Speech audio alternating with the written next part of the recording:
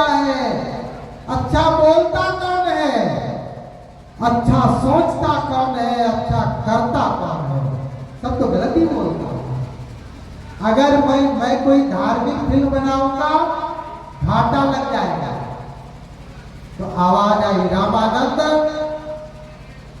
पैसा तुम्हारा रहेगा, प्रतिभा तुम्हारी रहेगी, आशीर्वाद हमारा रहेगा।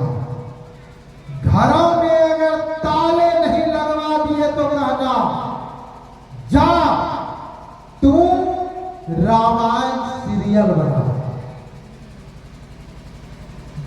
जिसने गायत्री की साधना किसी न किसी जन्म में की है, वो सारे कलाकार बनकर आएंगे और तुम्हारे रामायण के इस सीरियल का पाठ अदा करेंगे। मैं ढूंढ कर लाऊंगा, तुम्हारे पास भेज दूंगा। आशीर्वाद हमारा रहेगा। तूने 23वें पूर्व जन्म में गायत्री की साधना की है। अरे तू मेरा काम नहीं करेगा तो मैं दूसरे डायरेक्टर को पकड़ूंगा, अपना काम कराऊंगा। लेकिन तूने 23वें पूर्व जन्म में गायत्री की साधना की है, तेरे अंदर गायत्री का बीज विद्यमान है, इसलिए मैं चाहता हूं श्रेय तुम अगर मेरा काम नहीं करोगे तो भी मेरा काम होगा। भाइयों बहनों, मुझे याद है मैं बहुत छोटा था, रविवार को रामायण सीरियल चलता था, 9 बजे से लेकर 10 बजे तक चलता था। गांव का गांव सूना हो जाता था, गलियां सूनी हो जाती थी। हिंदू हो, मुसलमान हो, बुद्ध हो, बहाई हो, क्रिश्चियन हो, सबके सब लंबी लाइन लगी हुई है। भाई साहब कहाँ जा रहे हैं? अरे आपको मालूम नहीं है, आज रविवार है, रामायण सीरियल चल रहा है। मुखिया जी के यहाँ टीवी देखने के लिए जा रहे हैं, क्योंकि सबके यहाँ टीवी नहीं होता। और हमारे बिहार की बहनें और झारखंड की बहनें, उसमें तो बिहार झारखंड की था, ये तो 2000 में अलग हुआ है।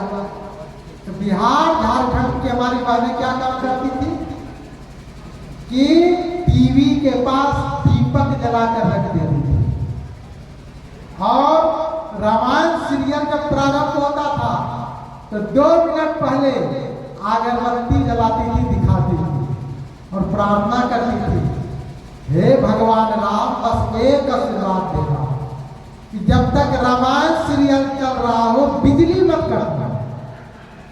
क्योंकि सबके घर में इन्वर्टर उस समय नहीं था, इन्वर्टर का प्रचलन ही नहीं था, जनरेटर का प्रचलन नहीं था, बैटरा होता था बड़ा बड़ा, चार्ज कराने के लिए जाते थे दुकान पर। कहने का तात्पर्य है कि रामानंद सागर जी ने कहा कि मैं उस व्यक्ति को ढूंढ रहा था जिसने मुझे रामायण बनाने की प्रेरणा, और आज जब गायत्री परिवार के कार्यकर्ताओं ने मुझे कार्यक्रम का उद्घाटन करने के लिए बुलाया, मैं आया, मैंने तस्वीर को देखा, मैं रामायण का डॉक्टर रामानंद सागर पूरे विश्वास के साथ कह रहा हूं, स्वप्न में आकर रामायण बनाने की प्रेरणा देने वाला, अपने आप को भगवान कहने वाला व्यक्ति और कोई नहीं, गायत्री परिवार के संस्थापक पंडित श्री राम शर्मा आचार्य। अब जब तक मैं शांति कुंज हरिद्वार जाकर पंडित श्री राम शर्मा आचार्य से आशीर्वाद नहीं ले लूंगा, तब तक मैं आगे की रामायण की शूटिंग नहीं करूंगा। बच्ची के साथ आए थे, बहू के साथ आए थे, 3 दिनों तक शांति कुंज हरिद्वार में रहे, 2 दिनों तक परम पूज्य गुरुदेव के बंद कमरे में बातचीत होती रही।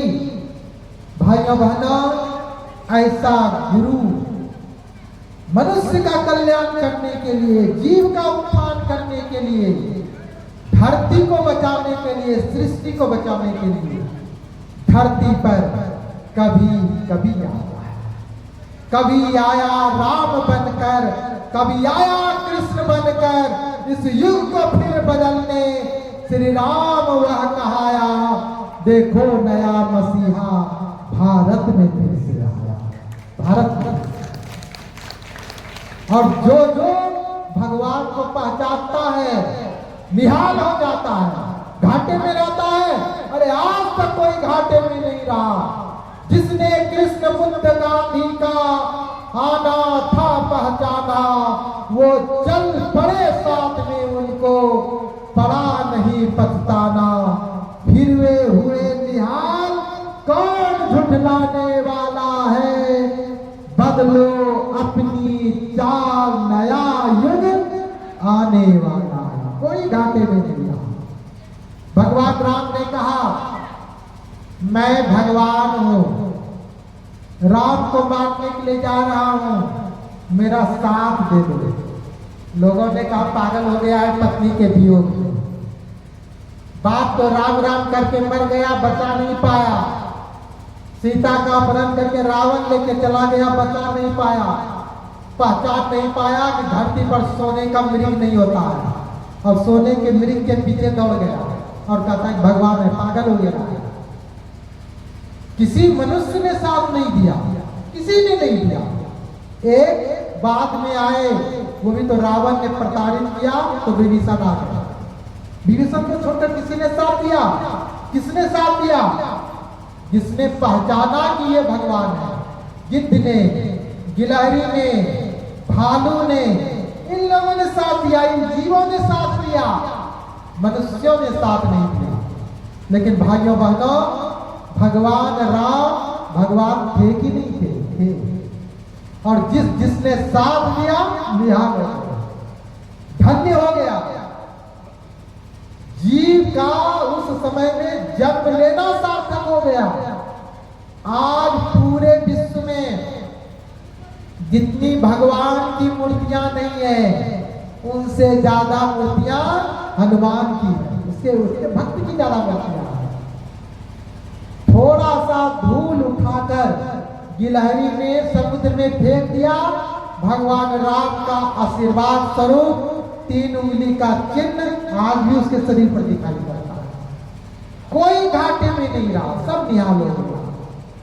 परम पूज्य गुरुदेव ने कहा, मैंने तो गोष्ठियों में सैकड़ों बार सुना है कि बेटा तुम नहीं जानते, मैं जानता हूं। याद करो, जब राम रावण का युद्ध हुआ, राम का साथ देने वाले बानरी सेना तुम्ही लोग थे। तुम्ही में से कोई नन्नील था, तुम्ही में से कोई जाम्बवंत था, तुम्ही में से कोई हनुमान था। उसी की आत्मा तुम्हारे अंदर है। नहीं रहती आप नहीं आ गया। और सब क्यों नहीं आ गया? आप ही क्यों आए? आपको परम पूज्य गुरुदेव ने बुलाया है। क्यों बुलाया? इसीलिए बुलाया क्योंकि आपका रिश्ता परम पूज्य गुरुदेव से जन्म जन्म का है। आइए सभी कमर सीधी करें और ऐसे परम पूज्य गुरुदेव का हम लोग भाव भरा स्मरण करेंगे। गुरु का प्राण, गुरु की चेतना, गुरु की शक्ति आपके जीवन में उतरे और आपको निहाल कर दे, ऐसी कामना भावना करते हुए आइए परम पूज्य गुरुदेव का एक बार हम लोग भाव भरा स्मरण करेंगे। ओम ध्यान मूलम गुरुमूर्ति पूजा मूलम गुरु पदम मंत्र मूलम गुरु वाक्यम मोक्ष मूलम गुरु कृपा अज्ञानतिमिरान्धस्य ज्ञानाञ्जनशलाकया चक्षुरुन्मीलितं येन तस्मै श्री गुरु चैतन्यं शाश्वतं शान्तम् व्योमातीतं निरञ्जनम् नादबिन्दुकलातीतं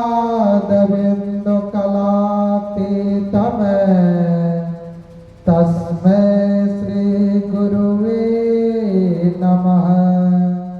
तस्मै श्री गुरुवे नमः।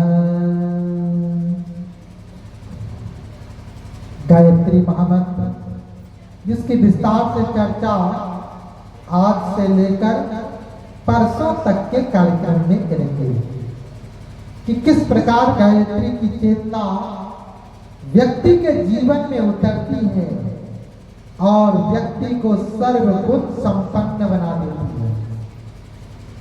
संसार की ऐसी कोई समस्या नहीं है जिसका समाधान हम गायत्री के द्वारा नहीं कर सकते हैं। योगी अरविंद ने अपनी एक पुस्तक में लिखा है, all significant virtues can be achieved through power of Gayatri, कि गायत्री की शक्ति से सभी प्रकार के लौकिक और पारलौकिक ख्याति को प्राप्त किया जा सकता है। संसार की ऐसी कोई समस्या नहीं है जिस समस्या का समाधान गायत्री के द्वारा नहीं किया जा सकता है। परम पूज्य गुरुदेव की एक पतली पुस्तक है, ऑल प्रॉब्लम्स सॉल्यूशन गायत्री मंत्र। विश्व ब्रह्मांड की सारी समस्या समाधान क्या है? तो गायत्री महामंत्र। समाधान गायत्री महामंत्र। भाई बहनों, गायाम प्राणाम त्रायते इति गायत्री। प्राणों का त्राण करने वाली शक्ति का नाम है गायत्री। गायत्री गायत्रम त्रायते इति गायत्री। जो व्यक्ति गायत्री मंत्र का गायन करते हैं उसकी रक्षा करने वाली समस्त शक्तियों के संग्रह का नाम है गायत्री। आपने बंधुओं, एक बार पार्वती शंकर भगवान से बोली, भगवान हमारे मन में एक जिज्ञासा है, आप समाधान करने की कृपा करें। तो शंकर भगवान ने कहा, देवी क्या बात है? पार्वती बोली, भगवान सारे लोग आपकी उपासना करते हैं, आप देवाधिदेव हैं, आप महादेव हैं, सारे देवता लोग राक्षस लोग आपकी पूजा करते हैं, लेकिन मैं जब भी आती हूँ तो देखती हूँ आप किसी न किसी की उपासना करते रहते हैं, पूजा करते रहते हैं, जप करते रहते हैं। जब आप देवाधिदेव हैं, महादेव हैं, सारे देवता आपकी उपासना करते हैं, मनुष्य आपके मंत्र का जप करते हैं, तो भला आपको जप करने की क्या आवश्यकता है? और अगर आप किसी मंत्र की उपासना करते हैं तो क्या उस मंत्र का जप हम नहीं कर सकते? उस मंत्र की उपासना हम महिला नहीं कर सकते? भगवान शंकर ने कहा, देवी तूने बहुत ही गूढ़ रहस्य को पूछा है। आज तक मैंने इस रहस्य को किसी को नहीं बताया, मैं तुम्हें बताता हूं। ध्यान से सुनो। गायत्री मंजरी करके 46 श्लोक है हमारे 8 ग्रंथों में। पार्वती प्रश्न पूछती है, शंकर भगवान उसका उत्तर देते हैं। उसी का चौथा श्लोक है, गायत्री महाविज्ञान में परम पूज्य गुरुदेव ने लिखा है।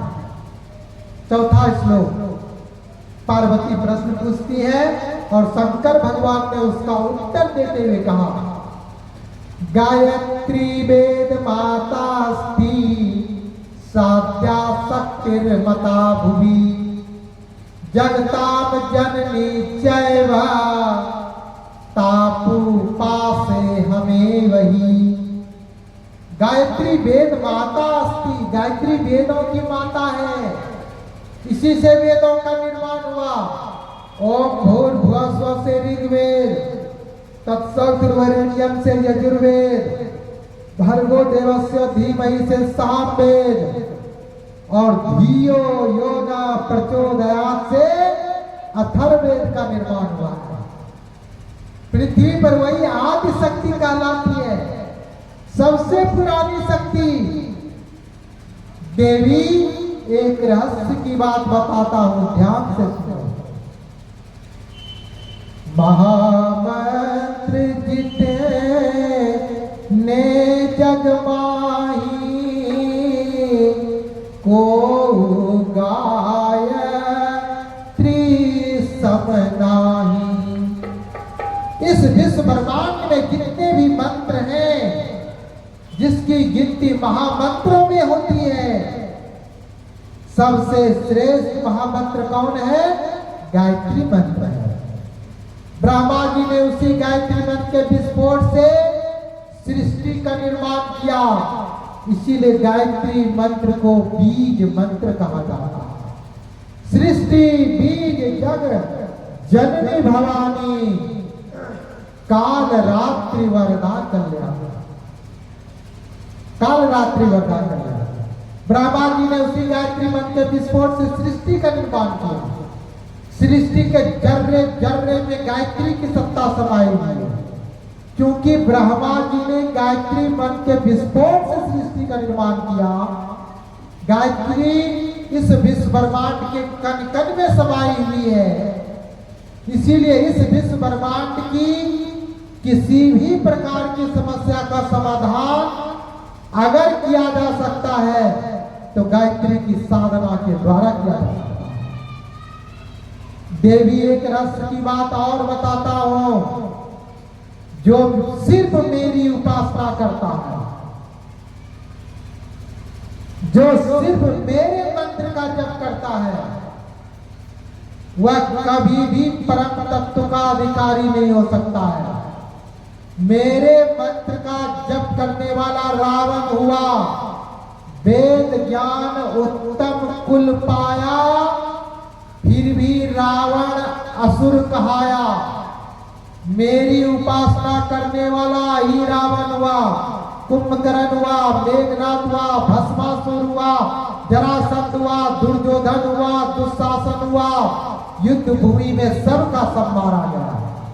मेरी उपासना करने वाले भगवान राम की हुई। गायत्री की दोनों विद्या थी, भला विद्या, अति बला विद्या।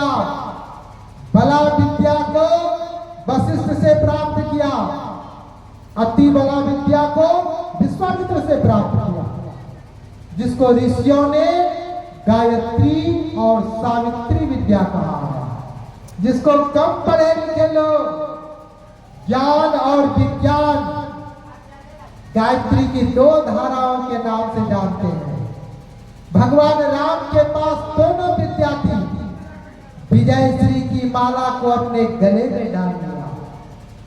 इसीलिए हे देवी, जो मेरी उपासना करता है, लेकिन मेरी उपासना के साथ साथ गायत्री महामंत्र से दीक्षा लेकर उसकी भी उपासना करता है, मैं उस पर बहुत प्रसन्न होता हूं और परम तत्व का अधिकारी बना देता हूं। इसीलिए मेरी उपासना करने वाले व्यक्ति को दीक्षा गायत्री महामंत्र से लेनी चाहिए। पार्वती ने कहा क्यों भगवान? क्योंकि गायत्री मंत्र गुरु मंत्र है और सारे के सारे नाम मंत्र हैं। ओम नमः शिवाय, शिवाय शंकर का नाम आया, नाम मंत्र है। जिस महामंत्र में किसी देवता का नाम आ जाए वो नाम मंत्र है। ओम नमो भगवते वासुदेवाय, वासुदेव का नाम आया, नाम मंत्र है। ओम नमो हनुमते, हनुमान का नाम आया, नाम मंत्र है। लेकिन गायत्री मंत्र में कहीं भी गायत्री का नाम नहीं है। इसीलिए ऋषियों ने गायत्री मंत्र को वेद मंत्र कहा। यदि कोई गुरु किसी शिष्य को दीक्षा देता है तो गायत्री मंत्र की दीक्षा दी। पार्वती बोली भगवान एक बात बताइए, क्या महिलाएं गायत्री मंत्र से दीक्षा ले सकती हैं? शंकर भगवान ने कहा देवी तू बड़ी भोली भाली है।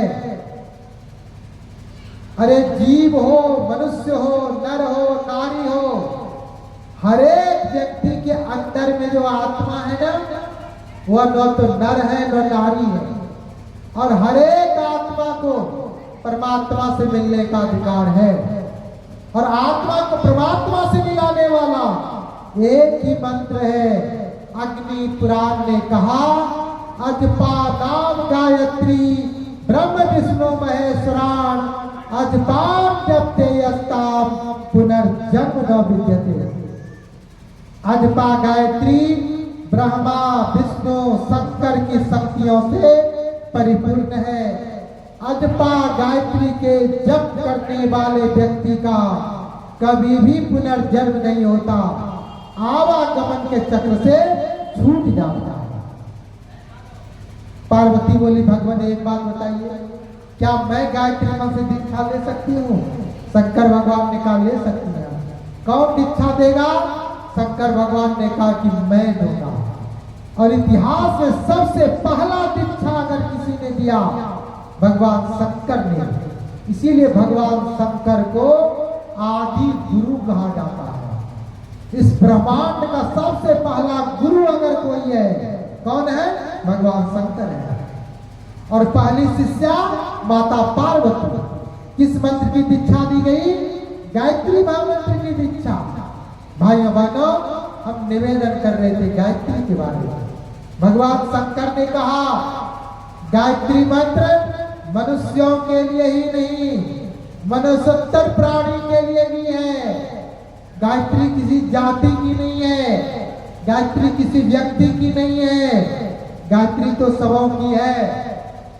गायत्री अगर ब्राह्मणों के लिए कामधेनु है तो क्षत्रियों के लिए ब्रह्मास्त्र है, शूद्रों के लिए अगर पारस है, वैश्यों के लिए कल्प वृक्ष है। गायत्री सबों के लिए है। गायत्री मनुष्यों के लिए ही नहीं, मनुष्योत्तर प्राणी के लिए भी है। भारत तो एक ऐसा देश है जहां का कौवा काग भुसुंडी गायत्री मंत्र की उपासना करता था, जहां की गिलहरी गायत्री मंत्र की उपासना करती थी, जहां का भालू जामवंत गायत्री मंत्र की उपासना करता था, दिन भर मांस मछली खाने वाला गिद्ध जटायु गायत्री मंत्र की उपासना करता था, बंदर हनुमान गायत्री मंत्र की उपासना करता था।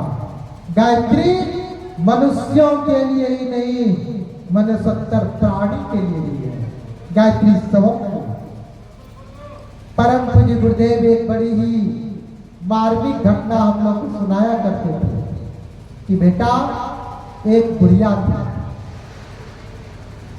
बचपन से ही शंकर भगवान वाला जो मंत्र ओम नमः शिवाय है उपासना क्या करती थी।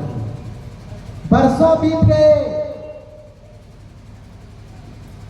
जब उसकी प्रौढ़ावस्था आई उनके मन में विचार आया कि लोग कहते हैं बगैर गुरु के ज्ञान नहीं मिलता, बगैर गुरु कृपा के मुक्ति नहीं मिलती, मनुष्य जीवन में जन्म लेना सार्थक नहीं हो पाता। एक गुरु से चल करके दीक्षा ले लेनी चाहिए। एक गुरु के पास में गई और बोली गुरुदेव हमें दीक्षा दे दीजिए। उनके गुरु ने कहा ठीक है बेटे, कल तुम स्नान करके आना, मैं गायत्री मंत्र की दीक्षा दे दूंगा। बुढ़िया बोली नहीं नहीं भगवान, मुझे गायत्री मंत्र की दीक्षा नहीं चाहिए, मुझे तो शंकर भगवान वाला जो मंत्र ओम नमः शिवाय है ना, उसी की दीक्षा चाहिए, क्योंकि मैं बचपन से उस मंत्र की उपासना करती आ रही हूं। उनके गुरु ने कहा देख बेटे, शंकर भगवान ने तो खुद कहा है कि तुम मेरे मंत्र का जप कर, कोई दोष नहीं है, लेकिन दीक्षा गायत्री मंत्र की ले। दीक्षा गायत्री मंत्र की। क्यों? क्योंकि गायत्री मंत्र सद्बुद्धि का मंत्र है, गायत्री मंत्र गुरु मंत्र है। शंकर भगवान आ जाएंगे, हजारों वरदान दे देंगे, लेकिन तेरे अंदर अगर सद्बुद्धि नहीं रहेगी, फल मिलने वाला नहीं है। बुढ़िया बोली नहीं नहीं, मुझे तो उसी मंत्र की दीक्षा चाहिए, गुरु भी आप ही को बनाऊंगी। तो गुरु ने कहा ठीक है बेटी चल, कोई बात नहीं है। दीक्षा दे दिया गया, पूजा की विधि बता दी गई। बताए विधि के अनुसार बुढ़िया शंकर भगवान का मंत्र ओम नमः शिवाय, इसकी उपासना करने लगी। वर्षों बीत गए, शिवरात्रि का पावन त्योहार था। रात के 12 बज रहे थे, बुढ़िया की उपासना चल रही थी। शंकर भगवान प्रकट हुए और शंकर भगवान ने कहा बेटी वरदान मांग, तुम्हें क्या चाहिए?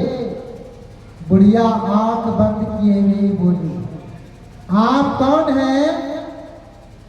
सद्बुद्धि तो उसके अंदर थी नहीं। बुढ़िया बोली तो शंकर भगवान ने कहा बेटी मैं शंकर भगवान बोल रहा हूं, आंखें खोल कर तो देख। तो बुढ़िया बोली आप सचमुच में शंकर भगवान है ना? शंकर भगवान ने कहा रे बेटी आंखें खोल कर तो देख। बुढ़िया बाया आंख बंद किए रही, दाया आंख खोल कर देखती है शंकर भगवान है कि नहीं है। तो साफ दिखाई पड़ा फौ, तो लगा नहीं सब ठीक था। बुढ़िया खड़ी हो गई, बड़ी भाव विवल हो गई, दौड़ती भी गई, शंकर भगवान के चरणों से लिपट गई, फूट फूट कर रोने लगी।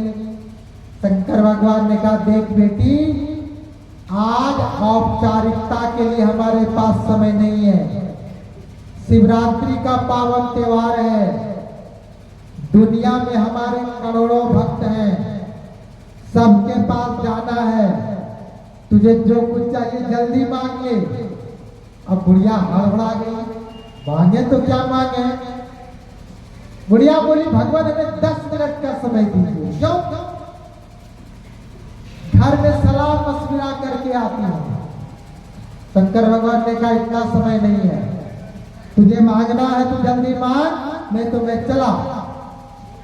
बुढ़िया बोली भगवान ऐसे करेंगे तो थोड़े ही काम चलेगा, ये तो बड़ी मुश्किल से आए हैं, 10 मिनट का कम से कम समय दीजिए।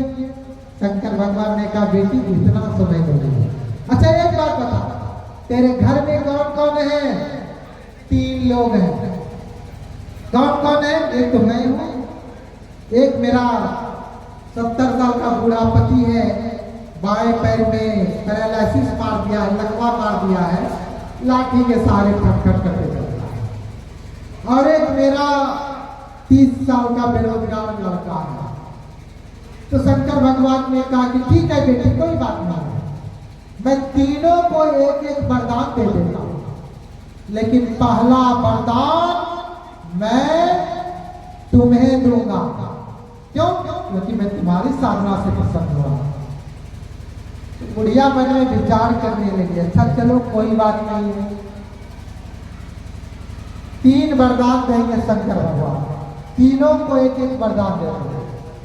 हमारे बूढ़े पति पैर से भले ही थोड़े से अपाहिज हैं, लेकिन उनका दिमाग तो बहुत काम करता है। हमारे लिए, अपने लिए, अपने बच्चे के लिए तो मुक्ति मांग ही लेंगे, मोक्ष मांग ही लेंगे। हमारा बेटा बेरोजगार है, धन दौलत मांग लेगा, लेकिन शंकर भगवान ने एक पते की बात कही कि शंकर भगवान किसकी साधना से प्रसन्न हुए हैं? तो हमारी साधना से प्रसन्न हुए हैं। तो ऐसा काम करते हैं कि पति जो वरदान मांगेंगे तीनों के मुक्ति के लिए, उसका लाभ तो हमें मिल जाएगा, लेकिन बेटा जो धन दौलत मांगेगा उसका लाभ तो हमें नहीं मिल पाएगा। क्यों? क्योंकि हम तो बूढ़े हो गए हैं, 2-4 साल में तन बोल जाएंगे, तो उसका उसका लाभ तो हमें मिल नहीं पाएगा। इसीलिए वरदान ऐसा मांगना चाहिए कि धन दौलत का भी उपभोग कर लें और मरने के बाद स्वर्ग के ताले की चाबी भी हमारे पास है। तो बुढ़िया के मन में विचार आया कि बूढ़ी हो गई है तभी तो मरने का डर है, एक काम करते हैं, फिर से एक बार जवानी मांग लेते। मन में विचार आया कि जवानी अगर भगवान शंकर दे देंगे कि थोड़ी सी सुंदरता भी मांग लेते हैं, तब तो धन दौलत का उपभोग करेंगे। फिर मन में विचार आया देने वाले तो शंकर भगवान है, तो थोड़ी सी सुंदरता क्यों मांगी जाए, पूरी सुंदरता मांग ली जाए। शंकर भगवान के पास इखलाती हुई गई और बोली, भगवान जो मांगेंगे दे दीजिएगा ना। हाँ बेटे, अरे वरदान देने के लिए ही तो आए हैं, मांग क्या चाहिए। गुस्साएंगे तो नहीं ना भगवान, नहीं गुस्साने के लिए थोड़ी आया हूँ, अरे मैं तो वरदान देने के लिए आया हूँ, जो मांगना है जल्दी मांग। अच्छा, जो मांगेंगे दे देंगे भगवान। हाँ बेटी, मांग कर तो देख। बुढ़िया ने हाथ को जोड़ा और बड़े प्रेम से बुढ़िया ने कहा, भगवान यदि आप हमसे प्रसन्न हैं तो हमें 40 साल की विश्व सुंदरी ऐश्वर्या राय बना दीजिए। शंकर भगवान ने कहा है बस तो ऐसा ही होगा, और वो बुढ़िया ऐश्वर्या बन गई, चलने लगी, भटकने लगी। तब तक उसका बूढ़ा जो पति था लाठी खटखट करते हुए बाहर आया घर से, वरदान मांगते सुन लिया था। शंकर भगवान के पास में गया, गुस्सा देने लगा, आपने सब चौपट कर दिया। शंकर भगवान ने कहा, बेटा गुस्सा था क्यों? गुस्सा नहीं तो क्या करे, एक तुम्हारी बुढ़िया थी, हमारी सेवा क्या करती थी, कपड़े धोया करती थी, हमारे लिए खाना बनाया करती थी, पैर दबाया करती थी। अब तो पैर दबाने के लिए कहेंगे तो गला ही दबा देंगे। तो शंकर भगवान ने कहा, अरे बेटा गुस्साता क्यों है, मैं तुम्हें भी एक वरदान देता हूं। अगर वो विश्व की सबसे सुंदर महिला बनी है, तुम भी वरदान मांग ले और विश्व का सबसे सुंदर पुरुष बन जाओ, परेशान क्यों होता है। उस बूढ़े ने कहा कि अच्छा, आप हमें भी वरदान देंगे तो देंगे ना। उस बूढ़े ने एक बार अपनी पत्नी की तरफ घुर्राते हुए देखा और कहा, ठहर बुढ़िया, बहुत ऐश्वर्या बनने का सौदा भी बताता है।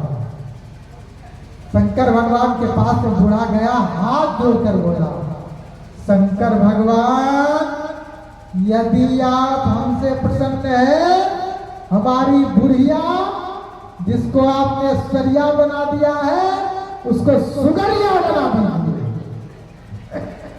शंकर भगवान ने कहा, बस तो ऐसा ही होगा। ऐश्वर्या सुगरिया बन गई, बगल में नाली था उसी में प्रवेश कर गया, गंदी गंदी चीजों को खाने लगी, गंदी गंदी चीजों को पीने लगी।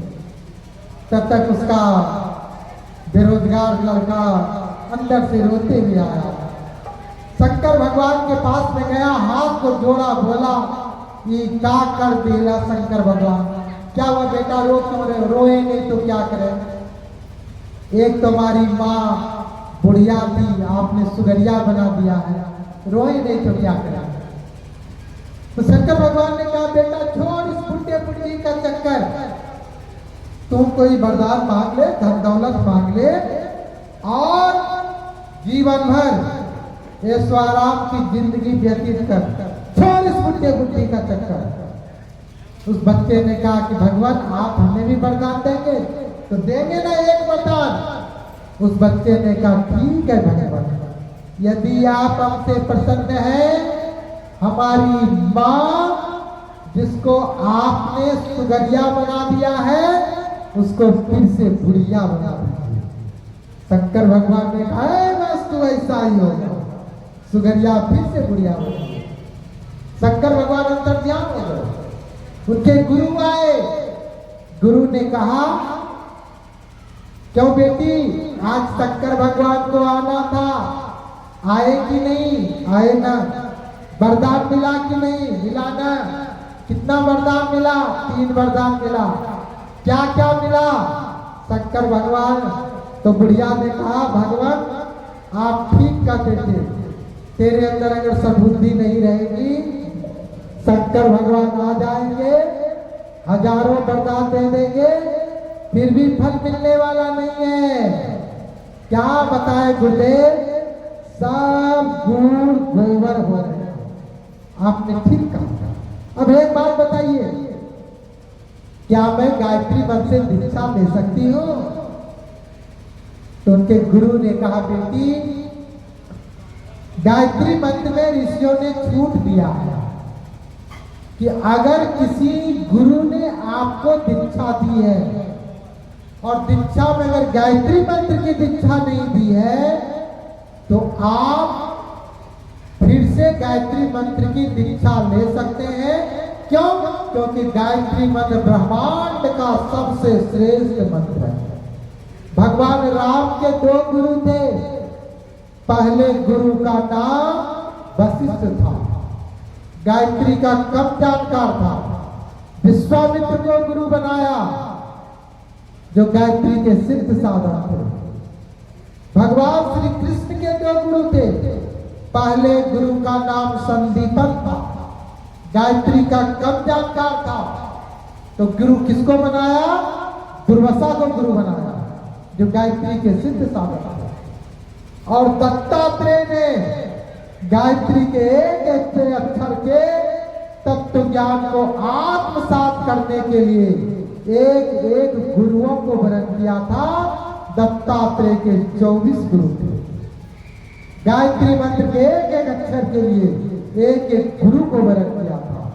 पृथ्वी, वायु, गगन, जल, यम, अग्नि, चंद्र, सूर्य, कबूतर, अजगर, समुद्र, पतंगा, मधुमक्खी, भौरा, हाथी, हिरन, पिंगला, बेस्या, कौवा, बालक, स्त्री, लुहार, सर्प, मकड़ी, भृग, दत्तात्रेय के 24 गुरु।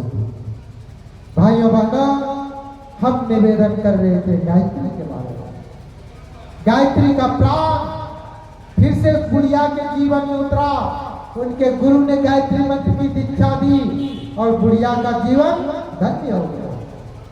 गायत्री का प्राण, गायत्री की शक्ति, गायत्री की चेतना जिस व्यक्ति के जीवन में उतरती है, माँ गायत्री उसे निहाल कर देती है, उसके जीवन को धन्य कर देती है। और आप लोग तो सौभाग्यशाली हैं कि साक्षात माँ गायत्री का प्राण प्रतिष्ठा के द्वारा मूर्ति के रूप में माँ गायत्री यहाँ साक्षात बैठी हुई है। परिवार में कोई समस्या हो, अपनी कोई समस्या हो, आप गायत्री माता के पास आइए, बैठ जाइए, करुण भाव से माँ गायत्री को पुकारिए, अपनी समस्या माँ गायत्री के सामने रखिए। आपके करुण पुकार पर माँ गायत्री आपकी समस्या का समाधान आपकी पात्रता के अनुसार करती रहेगी। यहाँ तो गायत्री माता साक्षात बैठी है। आइए, गायत्री का प्राण, गायत्री की शक्ति, गायत्री की चेतना आपके जीवन में उतरे, आपको निहाल कर दे, ऐसी कामना भावना करते हुए सभी कमर सीधी करें और एक बार गायत्री महामंत्र हमारे साथ साथ बोलिए। ओम हरे भुवः स्वः तत्सवितुर्वरेण्यं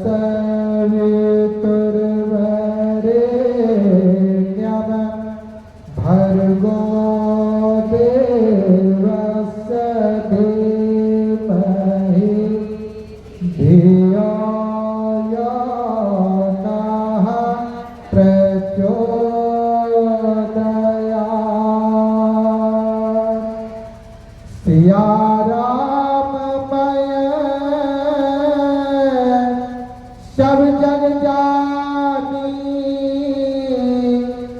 करो प्रणाम जोड़ी जुग पानी, करो प्रणाम जोड़ी जुग पानी। युग निर्माण रूपी अभिनव प्रभात के सूर्य हमारे परम पूज्य गुरुदेव के सूक्ष्म संरक्षण में उपस्थित हमारे भाइयों बहनों, आज के इस प्रथम रात्रि के ज्ञान सत्र में तत्संबंधी अपनी बात प्रारंभ करने के पूर्व हम आप सबों के अंतरंग में विद्यमान परमात्मा को हाथ जोड़कर मस्तक झुकाकर श्रद्धा पूर्वक प्रणाम करते हैं। ओम नमोस्तनताय सहस्रमूर्तये सहस्रपादाय शिरोरुबाहवे सहस्रनाम्ने पुरुषाय शाश्वते सहस्रकोटि युगधारिणे नमः सहस्रकोटि युगधारिणे नमः।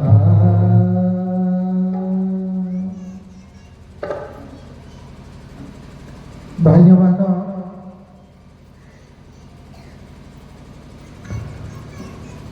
गायत्री का प्राण, गायत्री की चेतना आप लोग के जीवन में उतरे, इसके साथ साथ गायत्री की शक्तियां आपके जीवन में उतरकर आपकी पारिवारिक समस्याओं का समाधान कर दे, इसके लिए ऋषियों ने कुछ सूत्र दिए हैं।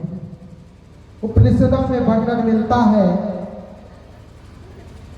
कि मनुष्य के जीवन की जो भी समस्या है उसका समाधान कैसे हो, गायत्री का प्राण हमारे जीवन में उतरेगा कैसे, गायत्री की शक्ति हमारे जीवन में कैसे उतरे, इसके लिए नैमिषारण्य क्षेत्र में एक बार एक संत समागम हुआ जो 40 दिनों तक चला।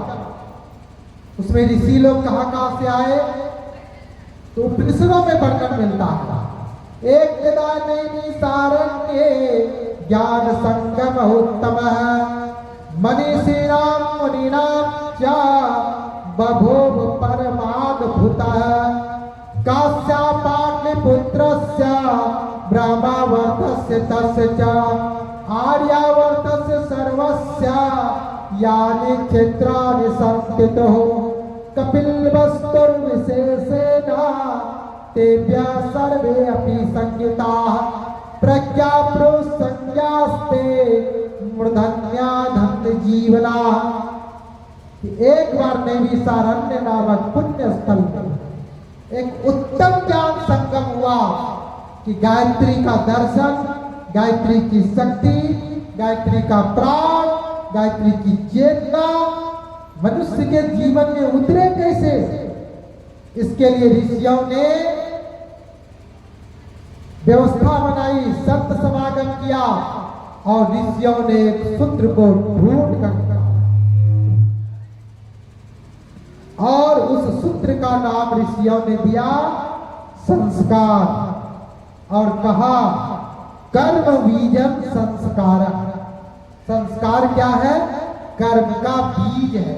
व्यक्ति कैसा कर्म करेगा, अच्छा कर्म करेगा या बुरा कर्म करेगा, इसका बीज है संस्कार। इसीलिए ऋषियों ने संस्कार को साबुन कहा। जिस प्रकार साबुन कपड़े के मैल को रगड़ रगड़ करके धोता है, कपड़े को चकाचक कर देता है, उसी प्रकार संस्कार रूपी साबुन आत्मा के ऊपर जो जन्म जन्म के पड़े हुए कलमश कसाए हैं उसको धो करके आत्मा को शुद्ध बुद्ध और निरंजन बना देने वाले रसायन का नाम है। ज्ञानी सोच समझ कर काटे, मूर्ख रो रो संस्कार हंस हंस कर जीवन जीने की परिपाटी, जीने की परिपाटी। संस्कार प्रारंभ कहां से होता है? संस्कार होता पहले कितने प्रकार का है। इसमें से ऐसे कितने भाई बहन हैं जिसने गायत्री मंत्र से दीक्षा ली है? हाथ उठाइए तो। अच्छा, अधिकांश तो अपने कार्यकर्ता बैठे हैं। ठीक है, तो आइए, संस्कार कितने प्रकार का होता है कोई बता सकते हैं? 16 प्रकार का। और कोई बताइए। वैदिक काल में 40 प्रकार के संस्कार होते हैं। ऋषियों ने देखा कि मनुष्य के बिगड़ने का समय कब अगर मनुष्य को सद्ज्ञान नहीं दिया जाएगा, सूत्र नहीं दिया जाएगा, जीवन क्रम का ठीक से निर्धारण नहीं किया जाएगा, तो व्यक्ति गड़बड़ा जाएगा और समाज और परिवार की व्यवस्था अस्त व्यस्त हो जाएगा। तो ऋषियों ने व्यक्ति को सुधारने के लिए, परिवार को अच्छा बनाने के लिए, समाज को समुन्नत बनाने के लिए वहां एक सूत्र की स्थापना की और उसका नाम ऋषियों ने संस्कार कहा। और मनुष्य के जीवन में 40 बार ऐसे मोड़ आते हैं। अगर उस 40 समय में अगर व्यक्ति को सही सद्ज्ञान नहीं दिया गया तो व्यक्ति बिगड़ जाएगा और मनुष्य का जीवन तो उसे मिलेगा, लेकिन मनुष्य के जीवन में वह जीवन कैसा जिएगा? जानवर के जैसा जिएगा। शरीर मनुष्य का है लेकिन जीवन जानवर के जैसा। परम पूज्य गुरुदेव ने एक बार कहा कि बेटा, 2 गधे आपस में बात कर रहे थे। पहले गधे ने दूसरे गधे को कहा कि लोग हमें गधा कहते हैं, लेकिन गधा होकर के भी मैं शराब नहीं पीता, गधा होकर के भी मैं गुटखा नहीं खाता, खैनी नहीं खाता, और मुझे गधा कहने वाले लोग अगर ये सब करने लगे उसको क्या कहा जाए? मनुष्य का शरीर मिला है और गधा से भी गया बीता जीवन जीने के लिए मिला है। तो ऋषियों ने देखा कि मनुष्य के जीवन में 40 बार ऐसे मोड़ आते हैं कि अगर मनुष्य को सही दिशा नहीं दिया गया तो जीवन तो मनुष्य का मिलेगा, लेकिन जीवन जिएगा कैसा? जानवर से भी बदतर जीवन जिएगा।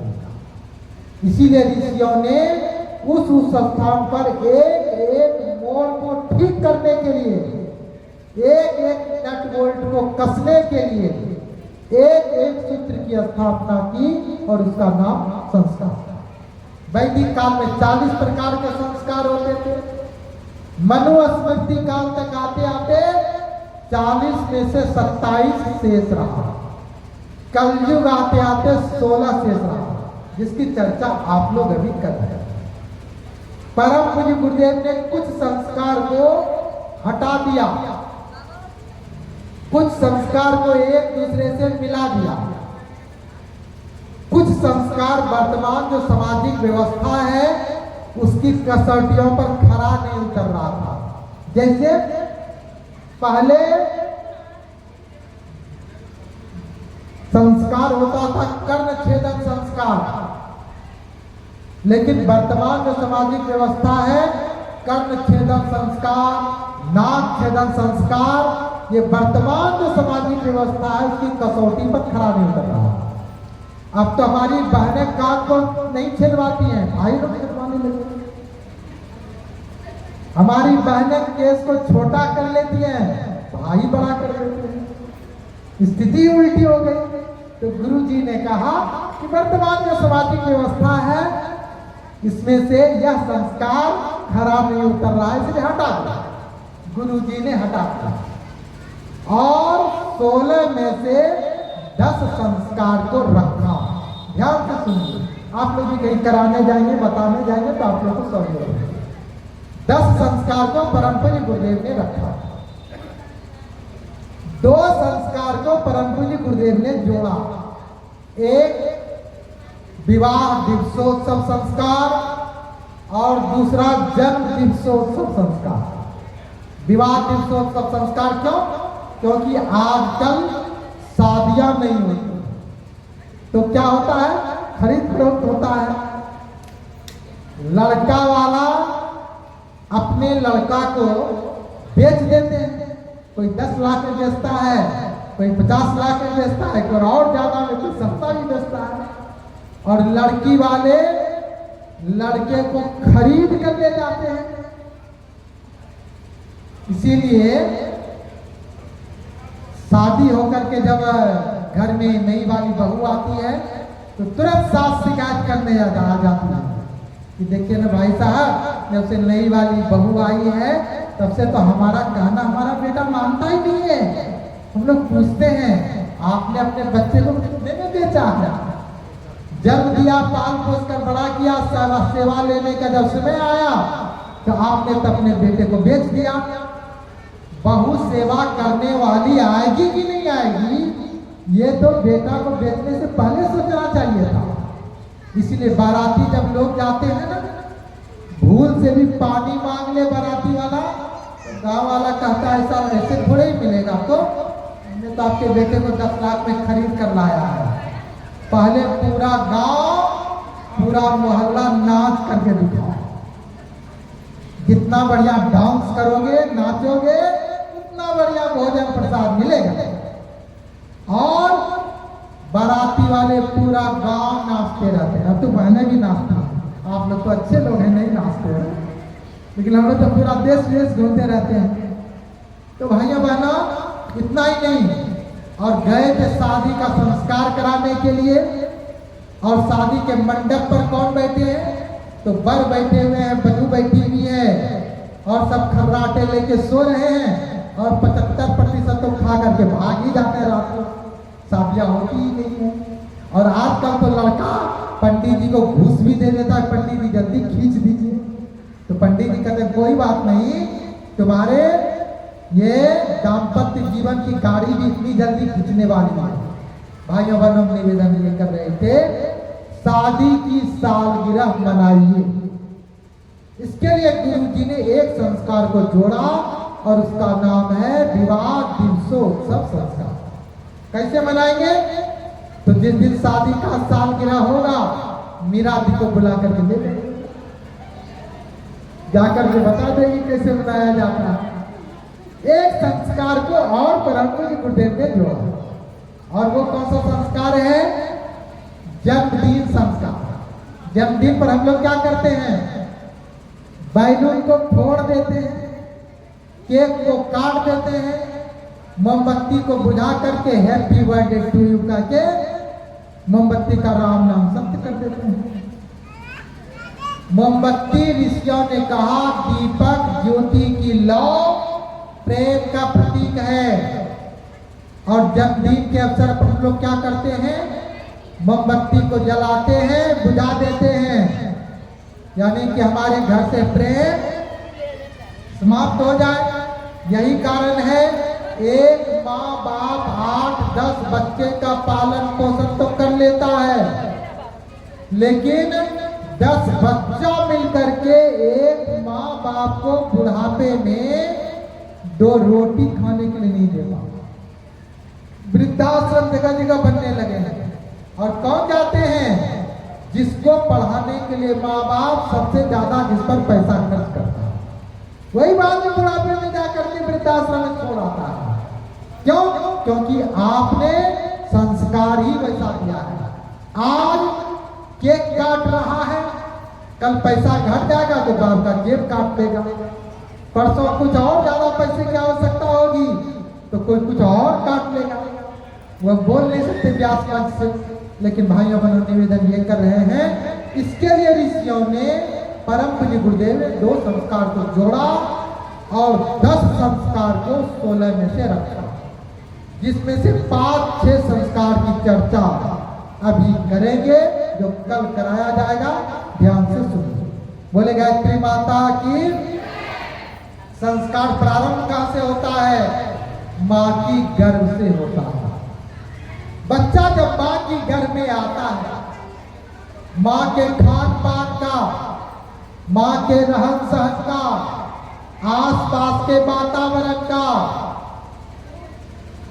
गर्भस्थ शिशु पर प्रभाव पड़ता है। तो माँ को कैसे वातावरण में रहना चाहिए, क्या खाना चाहिए, क्या सोचना चाहिए, क्या देखना चाहिए, क्या नहीं देखना चाहिए, क्या करना चाहिए और क्या नहीं करना चाहिए, इसके लिए एक संस्कार की व्यवस्था बनाई और उसका नाम पुंसवन संस्कार दिया, जिसे हम लोग गर्भोत्सव संस्कार भी कहते हैं। ये मत मानिए कि बच्चा माँ की गर्भ में है तो कुछ सुन नहीं रहा, कुछ देख नहीं रहा, कुछ समझ नहीं रहा, सब समझ रहा है। इसीलिए देखिएगा बहुत सारी माँ होती है ना, जब बच्चा जब माँ की गर्भ में रहता है, दिन भर माँ क्या काम करती है, बस मोबाइल ले लेती है, एंड्रॉइड सेट वाला, ऐसे ऐसे उंगली करते रहते हैं। बच्चा जब माँ की गर्भ से बाहर निकलता है भूखे रह लेगा, लेकिन मोबाइल के बिना नहीं रहेगा। प्रयास करके देख लीजिए छोड़ाने का, नहीं छोड़े। अगर आप चाहते हैं कि आपका बच्चा मोबाइल से दूर रहे, बच्चा जब माँ की गर्भ में है उसी समय से बच्चे में संस्कार डालना शुरू कर दिया। गर्भोत्सव संस्कार में परिवार के सारे लोगों को बुलाया जाता है, खास करके सास को, ससुर को, देवर को, ननद को। क्यों? क्योंकि बच्चा जब माँ की घर में सब सुन रहा है। सास अगर माँ को गाली दे रही है, बच्चा मन ही मन गुस्सा था, अच्छा बुढ़िया निकलने दो घर से, तब पता चलेगा। बच्चा जब माँ की घर से बाहर आएगा, माँ की तो खूब सेवा करेगा, लेकिन जहां दादी का नंबर आया, बस बुढ़िया बहुत परेशान करती थी हमारी माँ को, बताता हूँ सब सुन रहा है। अभिमन्यु माँ की गर्भ में 6 फाटक के भेदने की कला को सीख गया। क्यों? अर्जुन सुना रहा था, सुभद्रा सुन रही थी।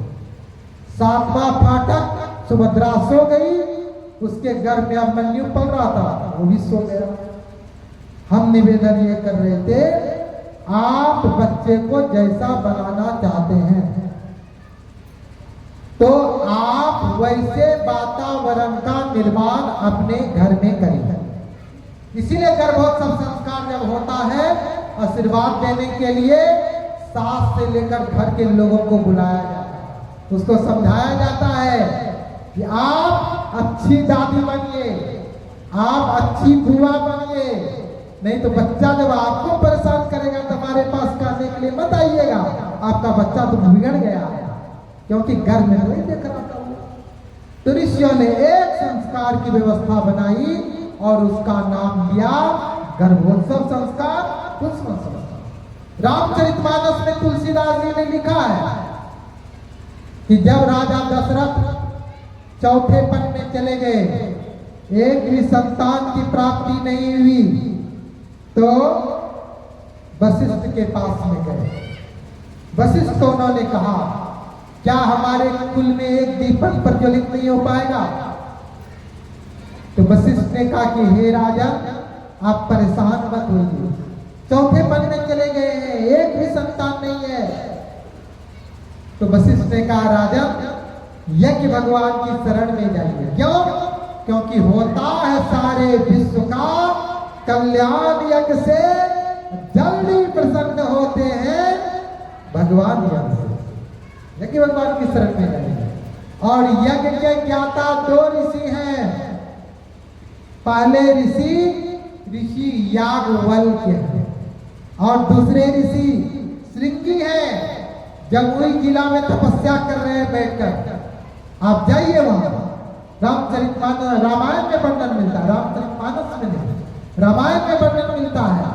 वाल्मीकि जी ने लिखा है, अयोध्या से नंगे पैर राजा दशरथ आप ही के बिहार के जमुई जिला में गए, आज भी उसकी कुटिया बनी हुई है, तपस्या कर रहे थे।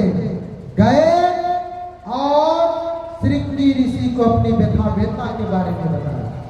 श्रृंगी ऋषि ने कहा, हे राजन, आप परेशान मत होइए, सामने सेब का पेड़ है ना, एक सेब को तोड़ करके लाइए।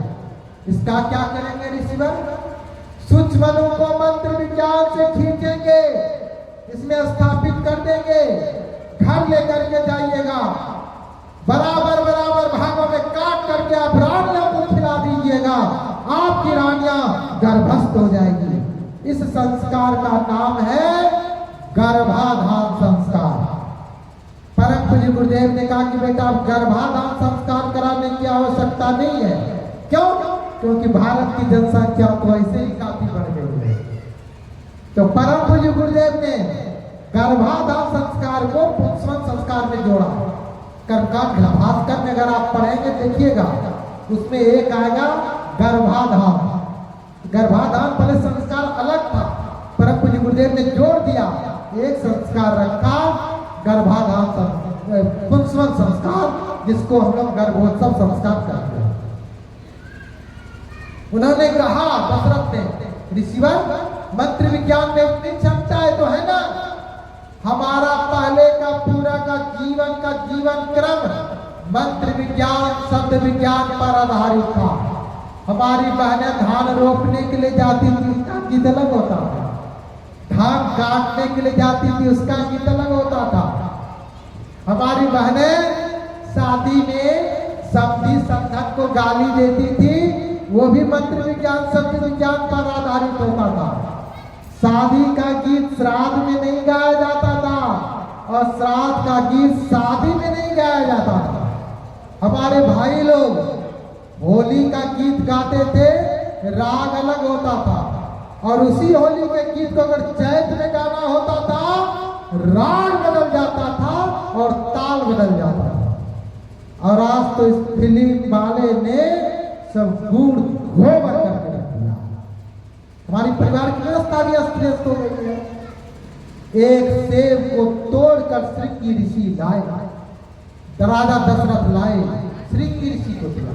सूक्ष्मणु को आसमान से खींचा श्रृंगी ऋषि ने, और क्रिं क्रं यं क्रं लं या औषधि पूर्वा जाता देवेभ्य स्त्री युगा मरैनो पर्वो स्वाहा, सेब में स्थापित कर दिया और कहा, हे राजन जाइए, रानियों को बराबर बराबर हाथों में काट कर आप खिला दीजिएगा, आपकी रानियां गर्भस्थ हो जाएगी। और राजा दशरथ लौटा, बराबर बराबर 3 भागों में काटा, तीनों रानियों को खाने के लिए दिया, तीनों रानियां गर्भस्थ हो गई। 3 माह का जब गर्भ हुआ, शुभ समाचार देने के लिए राजा दशरथ वशिष्ठ के पास आए। वशिष्ठ ने कहा कि राजन, ये तो प्रसन्नता की बात है, एक काम करिए, अब जा करके आप तीनों रानियों का पुंसवन संस्कार करा दीजिए। अरे आप संस्कार कराने की क्या आवश्यकता है, मैं इस राज्य का राजा हूं, जिस भी चीज की कमी होगी उसकी पूर्ति मैं कर दूंगा, अब संस्कार कराने की क्या आवश्यकता है। तो वशिष्ठ ने कहा कि हे राजा, आप चाहते हैं ना कि आपका बच्चा भगवान बने, महान बने, ऐसा तो चाहते हैं, तो माता में यदि हो अज्ञान, बच्चे कैसे बने महान। जाइए तीनों रानियों का पुंसवन संस्कार कराइए। किसको बुलाए? अरे उसी श्रृंगी को बुलाइए ना, जमुई जिला में जिसने गर्भाधान संस्कार कराया था।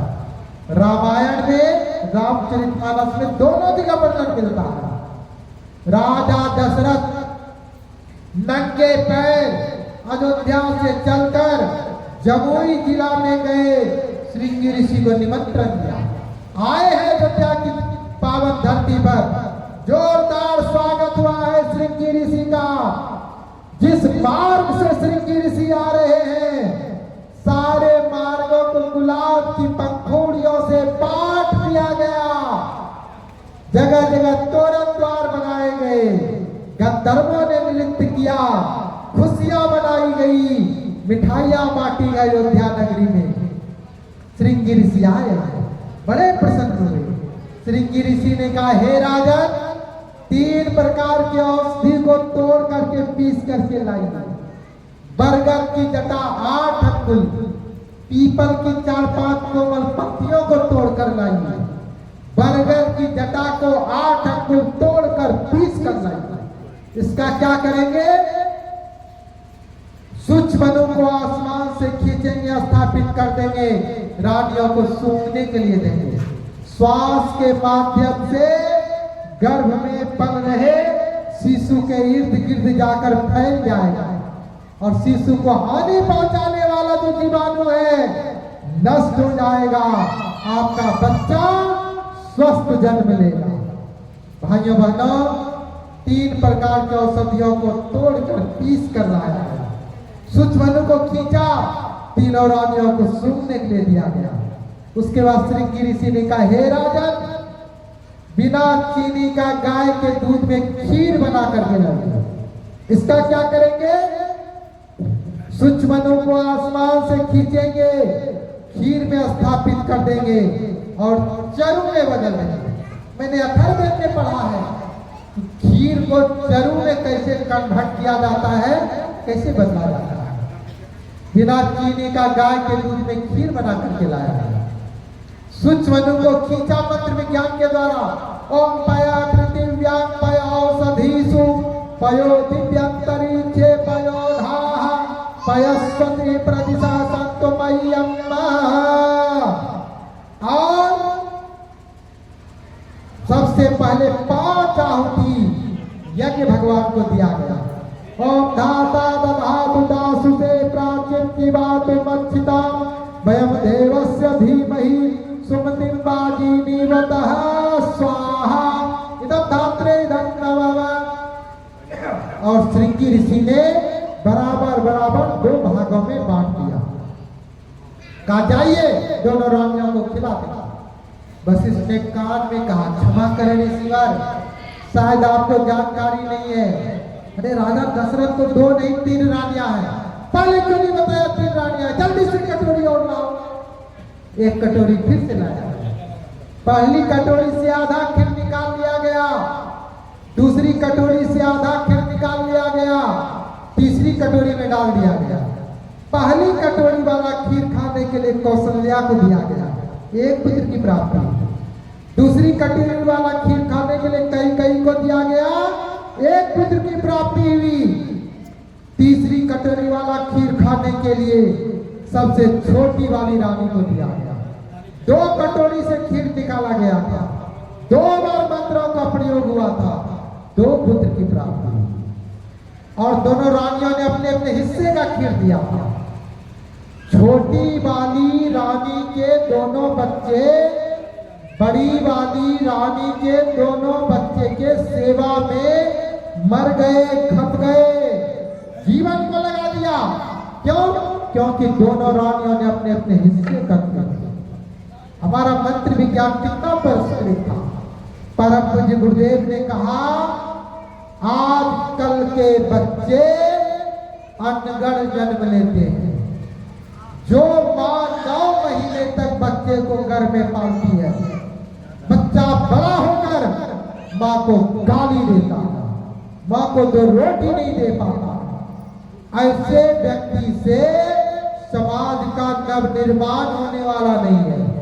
इसलिए जाओ और हमारी गर्भस्थ बहनों का, गर्भस्थ बच्चियों का जाकर कुंसवन संस्कार करा। गुरु जी को हम लोगों ने कहा, गुरु जी मंत्र कहां से लाएंगे? तो गुरुदेव ने कहा, जिस मंत्र का प्रयोग श्रृंगी ऋषि ने किया था, मैंने आसमान से खींचा है, तुम्हें दे रहा हूं, जाओ। 3 माह के गर्भ से लेकर 7 माह तक की गर्भस्थ अगर हमारी कोई भी बहनें हैं, कल 3 प्रकार के औषधियों को तोड़कर पीस कर लाइएगा। बिना चीनी का गाय के दूध में खीर बना करके लेते आइएगा। हम आपका पुंसवन संस्कार करा देंगे। उसी मानस में तुलसीदास जी ने बाल कांड में लिखा है, चारों भाई ऐसे महान नहीं बने हैं। उसके सारे संस्कार समय समय पर विधि विधान पूर्वक संपन्न कराए गए हैं। तुलसीदास जी ने लिखा हो, श्रृंगी ऋषि वशिष्ठ बुलावा, और काम शुभ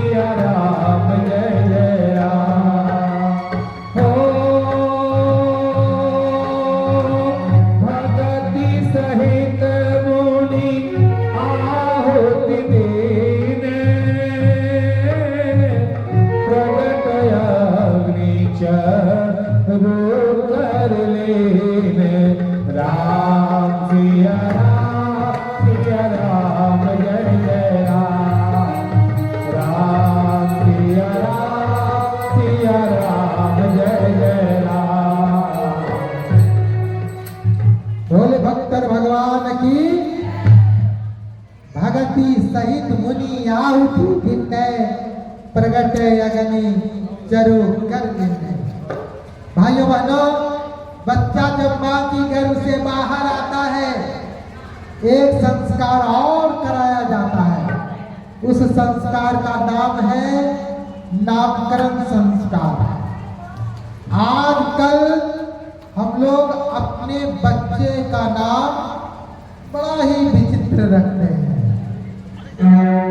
रिंकी, पिंकी, पिंकी, चिंकी, डब्लू, बबलू, मुन्ना, टुन्ना। अरे अमेरिका, इंग्लैंड में ये सब नाम लोग अपने कुत्ते कुत्तियों को रखते हैं और हम लोग अपने बच्चे का रखते हैं। आप ही बताइए, आपका उसमें अगर किसी का नाम ऐसा है तो आपको लज्जा या संकोच करने की कोई बात नहीं है।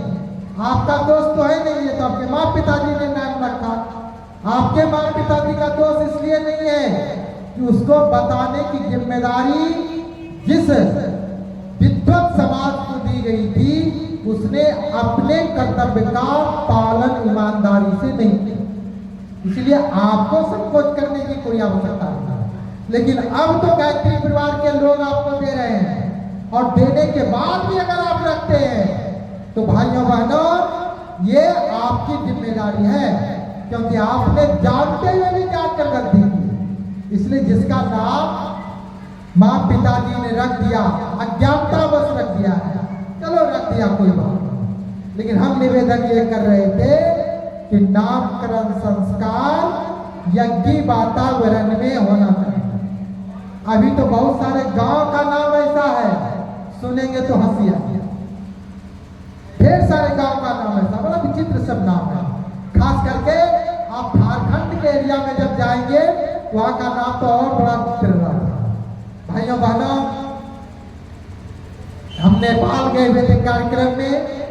मैंने एक बहन जी को पूछा, बहन जी आपका नाम क्या है? तो उन्होंने कहा, भाई साहब हमारा नाम ऐसा है ना, बताने में लज्जा आ रही है। मैंने कहा कि इसमें आपका दोस्त तो कुछ है नहीं, ये तो आपके माँ पिताजी ने ऐसा नाम रखा, बताइए तो आपका नाम क्या है? तो उसने कहा कि हमारा नाम है खखड़ी देवी। अब आप ही बताइए, उसके माँ पिताजी ने उसका नाम खखड़ी देवी क्या समझ के रखा होगा? मैंने उनकी माँ को बुलवाया, अभी बात मैंने कहा आपने अपनी बेटी का नाम खखड़ी देवी क्यों रख दिया? तो क्या करें भाई साहब, ये जब जन्म ली तो खखड़ी जैसी पतली थी, तो मैंने इसका नाम खखड़ी रख दिया। मैंने कहा अगर ये मोटी रखती तब तो इसका नाम हाथी रख देते। मतलब समझ में नहीं आता है, जो मन में आता है सो नाम रख देते हैं। नामकरण संस्कार यज्ञ वातावरण में होना चाहिए। शेखपुरा जिला आप ही के बिहार में है, एक गांव है कैमरा, अब तो प्रखंड तक बन गया है।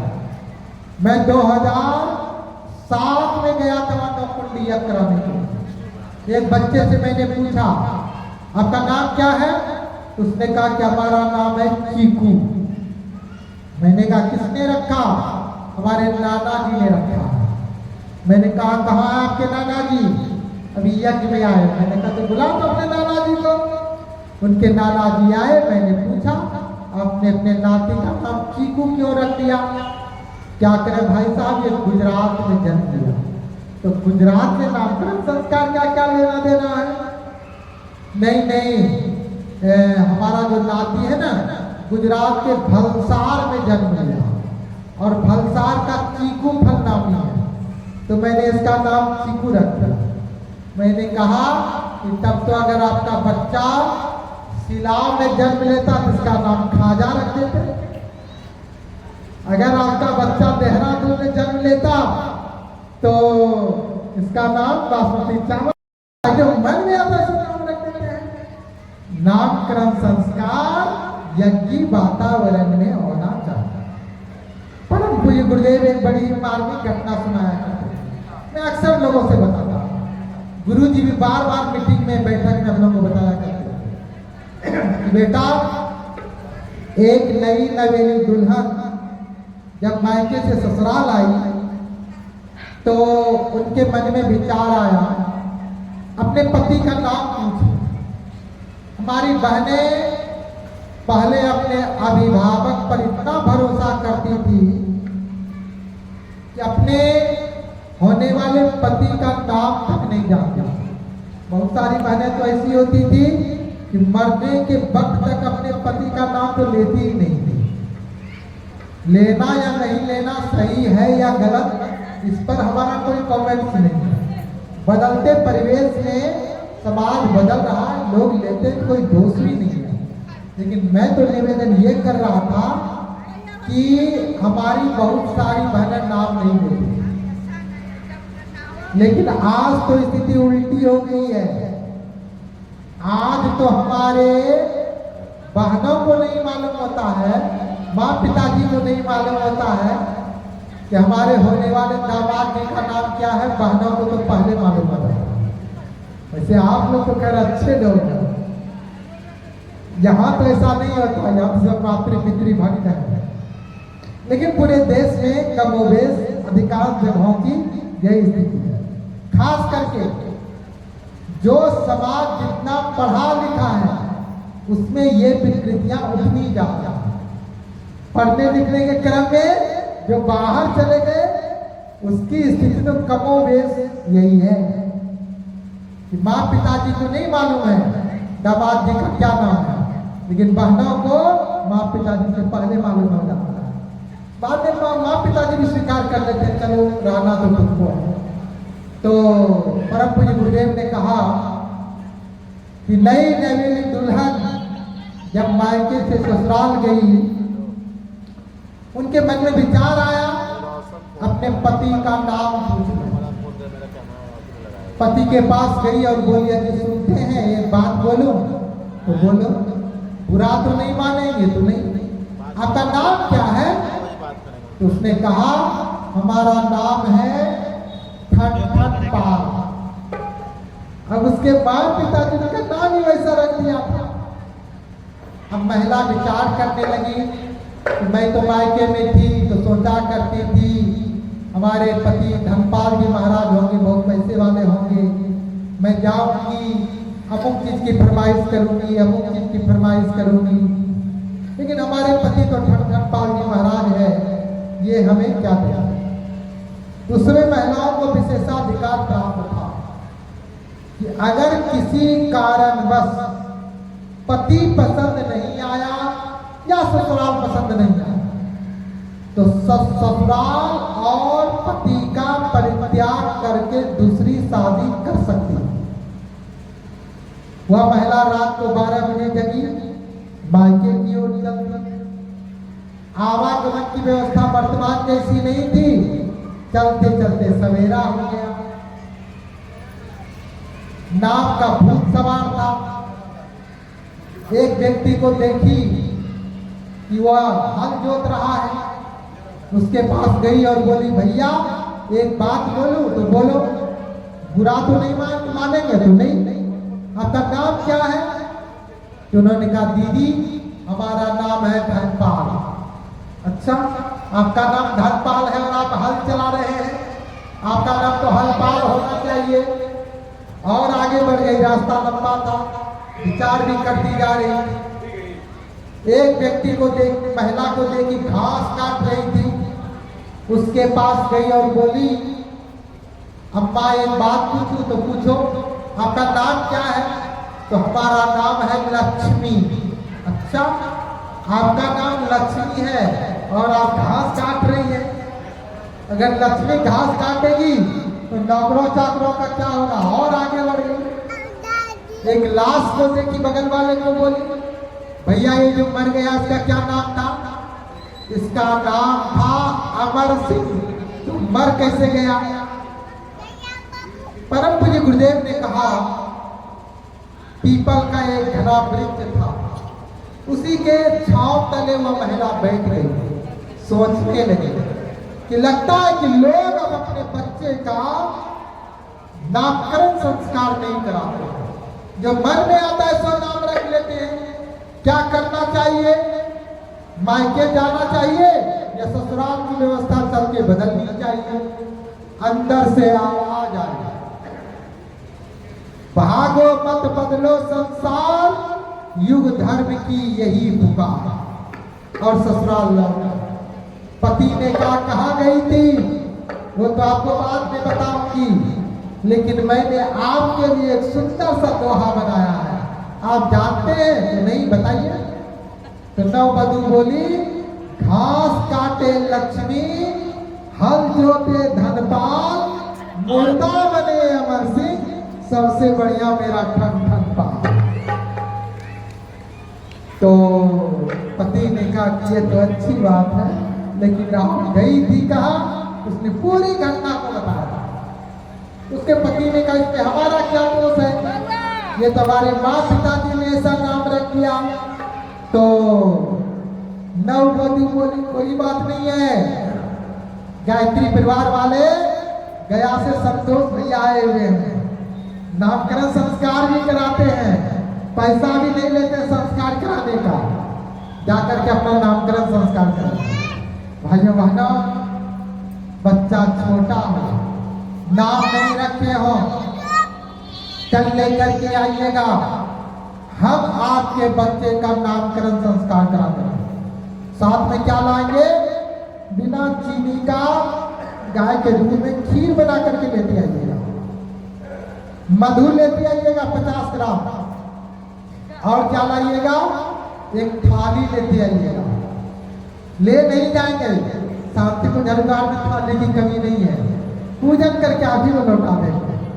हम आपके बच्चे का नामकरण संस्कार कराते हैं। और बच्चा का अगर कोई नाम अगर आपने रख दिया है, प्यारा नाम होगा, बच्चे के अनुकूल होगा, तो नाम वही रहने देंगे, सिर्फ बच्चे का संस्कार करा देंगे, ताकि आपका बच्चा महान बने, संस्कारवान बने। रामचरितमानस में तुलसीदास जी ने लिखा है कि चारों भाइयों का विधिवत नामकरण संस्कार कराया गया। तुलसीदास जी ने लिखा है, हो नामकरण कर अवसर जानी, भूप बोले पठे मुन ज्ञानी, राम सिया राम जय जय राम, राम सिया राम जय जय राम। ओ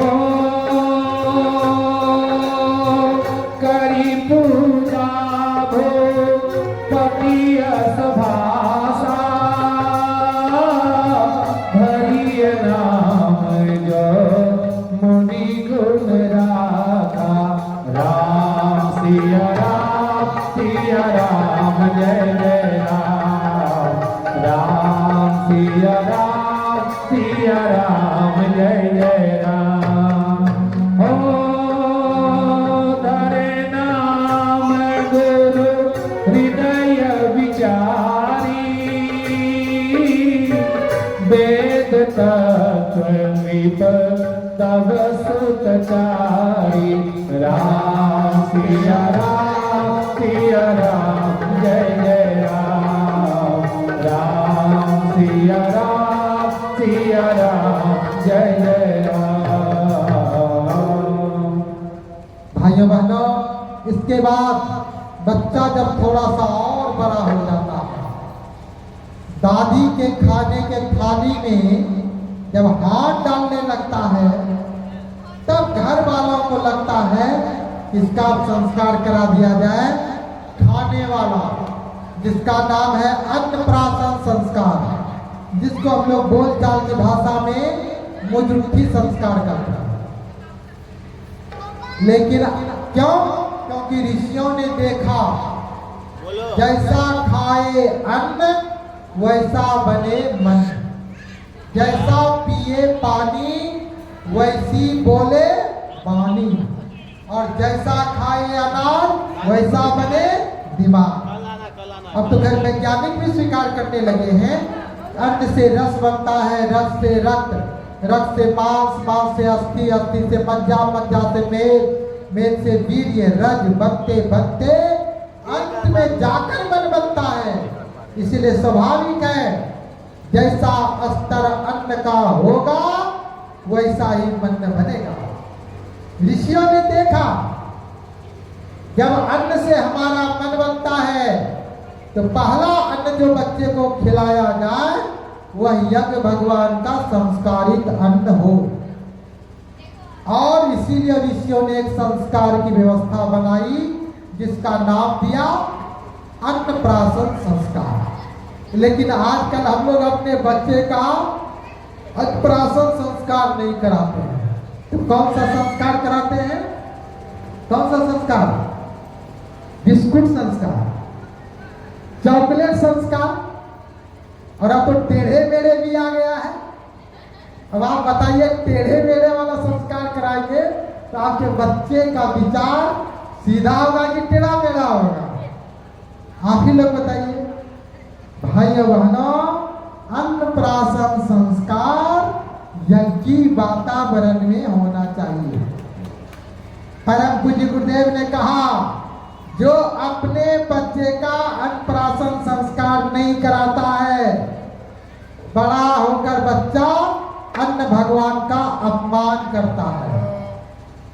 परम पूज्य गुरुदेव ने गोष्ठी में हम लोग को कहा था, बेटा आजकल लोग अन्न को पैसे से खरीदते हैं, इसीलिए लोग उसकी तुलना भी पैसे से करते हैं, जूठन छोड़ देते हैं और उसे फेंक देते हैं। किंतु यह वास्तविकता नहीं है। अन्न को पैसे से नहीं खरीदा जा सकता। अन्न धरती माता अपनी छाती चीर कर देती है। कोई इसका अपमान करता है, धरती माता दुखी होती है और दूसरे जन्मों में उसे अन्न के लिए तरसाती है। अन्न का अपमान नहीं करता है। नहीं साहब हमारे पास पैसा है, जो चाहेंगे खरीद लेंगे, नहीं खा सकते। क्यों? क्योंकि डॉक्टर ने मना कर दिया है डायबिटीज है, रसगुल्ला नहीं चलेगा। नहीं साहब हमारे पास बहुत पैसा है, जो चाहेंगे खाएंगे। आप मकई नहीं खा सकते, क्यों? दांत में दर्द हो जाता है। अन्न को पैसे से नहीं खरीदा जा सकता। अन्न धरती माता छाती चीर कर देती है। जूठन नहीं छोड़ना चाहिए, अन्न का अपमान नहीं करना चाहिए। ये भाव अगर मन में आएगा, कहां से आएगा? अन्नप्राशन संस्कार कराने से आएगा। इसीलिए बच्चा छोटा अन्नप्राशन संस्कार नहीं कराए हो तो आप बच्चे को लेकर के आइएगा। साथ में क्या क्या लेकर के आएंगे? बिना गाय का चीनी में गाय तो खीर बना करके लेते आइएगा, बिना चीनी का गाय के दूध में। थोड़ा सा गंगा जल लेते आइएगा, मधु लेते आइएगा, 3-4 तुलसी का पत्ता तोड़ कर लेते आइएगा। हम आपके बच्चे का अन्नप्राशन संस्कार करा देंगे। उसी मंत्र का प्रयोग करेंगे जिस मंत्र का प्रयोग चारों भाइयों के अन्नप्राशन संस्कार के समय में वशिष्ठ जी ने किया। भाइयों बहनों, इसके बाद जब बच्चा बड़ा होता है एक संस्कार और कराया जाता है। उस संस्कार का नाम है चूड़ाकरण संस्कार, जिसको हम लोग मुंडन संस्कार कहते हैं, जिसको बोलचाल की भाषा में मुंडना कहा जाता है। आजकल मुंडन संस्कार तो होता है लेकिन बड़ा ही विकृत स्थिति में होता है। बच्चा जब जन्म लेता है त्यों ही उनकी दादी बुढ़िया अम्मा संकल्प ले लेती है, इसका एक लट काटेंगे ढोड़िया गोसाई के पास, एक लट कहाँ काटेंगे? दानव बैताल के पास, एक लट कहाँ काटेंगे? जग बाबा के पास, एक लट शीतला मैया के पास। तब जाकर आधा मुंडन कराएंगे राजगीर में और पूरा मुंडन कराएंगे विष्णुपद मंदिर में। और मालूम होता है बच्चा बढ़ते बढ़ते 45 साल का हो गया, आज तक मुंडन ही नहीं हुआ है। पटना में एक स्थान है सिपारा, आज से 10-15 साल पहले 24 कुंडी यज्ञ कराने के लिए गए थे। एक बहन जी आई और बोली भाई साहब एक बात पूछूं। मैंने कहा पूछिए बहन जी। मुंडन संस्कार में क्या क्या लगेगा? मैंने कहा अरे बंदी ज्यादा कुछ नहीं लगेगा, आधा किलो गाय का दूध ले लीजिएगा, आधा किलो दही ले लीजिएगा,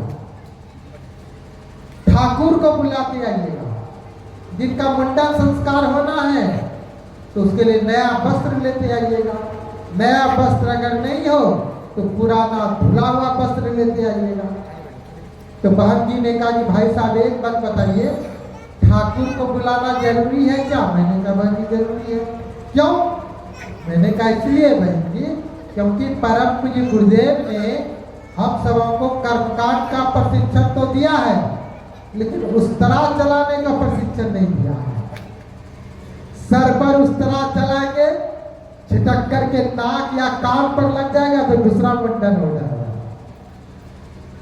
और ठाकुर को कह दीजिएगा कि देखो भाई हमारे पोते का मुंडन संस्कार हो रहा है, इसीलिए जब तक मुंडन हो नहीं जाए कुछ अन्न सन खा पी करके पता जाना। भाई साहब अच्छा ठीक है, एक बात और बताइए कि नया कपड़ा जो आप बोल रहे थे तो फुल पैंट शर्ट लाएंगे कि धोती कुर्ता लाएंगे? तो मैंने कहा कि बहन जी पहले तो आप ये बताइए कि जिनका मुंडन होना है उनकी उम्र कितनी है? तो उन्होंने कहा कि भाई साहब उसकी उम्र तो 45 साल की है। मैंने कहा अच्छा रिश्ते में कौन लगते हैं आपके? तो उन्होंने कहा भाई साहब वो तुम्हारे पति हैं। मैंने कहा धन्य है भारत की नारियां, बताओ अपने पति के सर का मुंडन कराएगी। अरे बहन जी अब तक क्यों नहीं कराया? उन्होंने कहा क्या बताएं भाई साहब, हमारी जो सासू अम्मा थी ना उसने संकल्प ले लिया था, एक लट यहाँ काटेंगे, एक लट वहाँ काटेंगे, एक लट वहाँ काटेंगे, 24 जगह संकल्प ले लिया। और व्यस्त जीवन में पढ़ाई लिखाई, उसके बाद नौकरी हो गई, समय नहीं मिल पाया। और आपने कल कहा कि यहाँ 33 कोटि देवी देवताओं का आवाहन किया गया है। आपके कुल देवता, ग्राम देवता, स्थान देवता का आवाहन किया गया है। इस विश्व ब्रह्मांड में जितने देवी देवता हैं सबका आवाहन किया गया है, इसलिए घबराने की कोई बात नहीं है।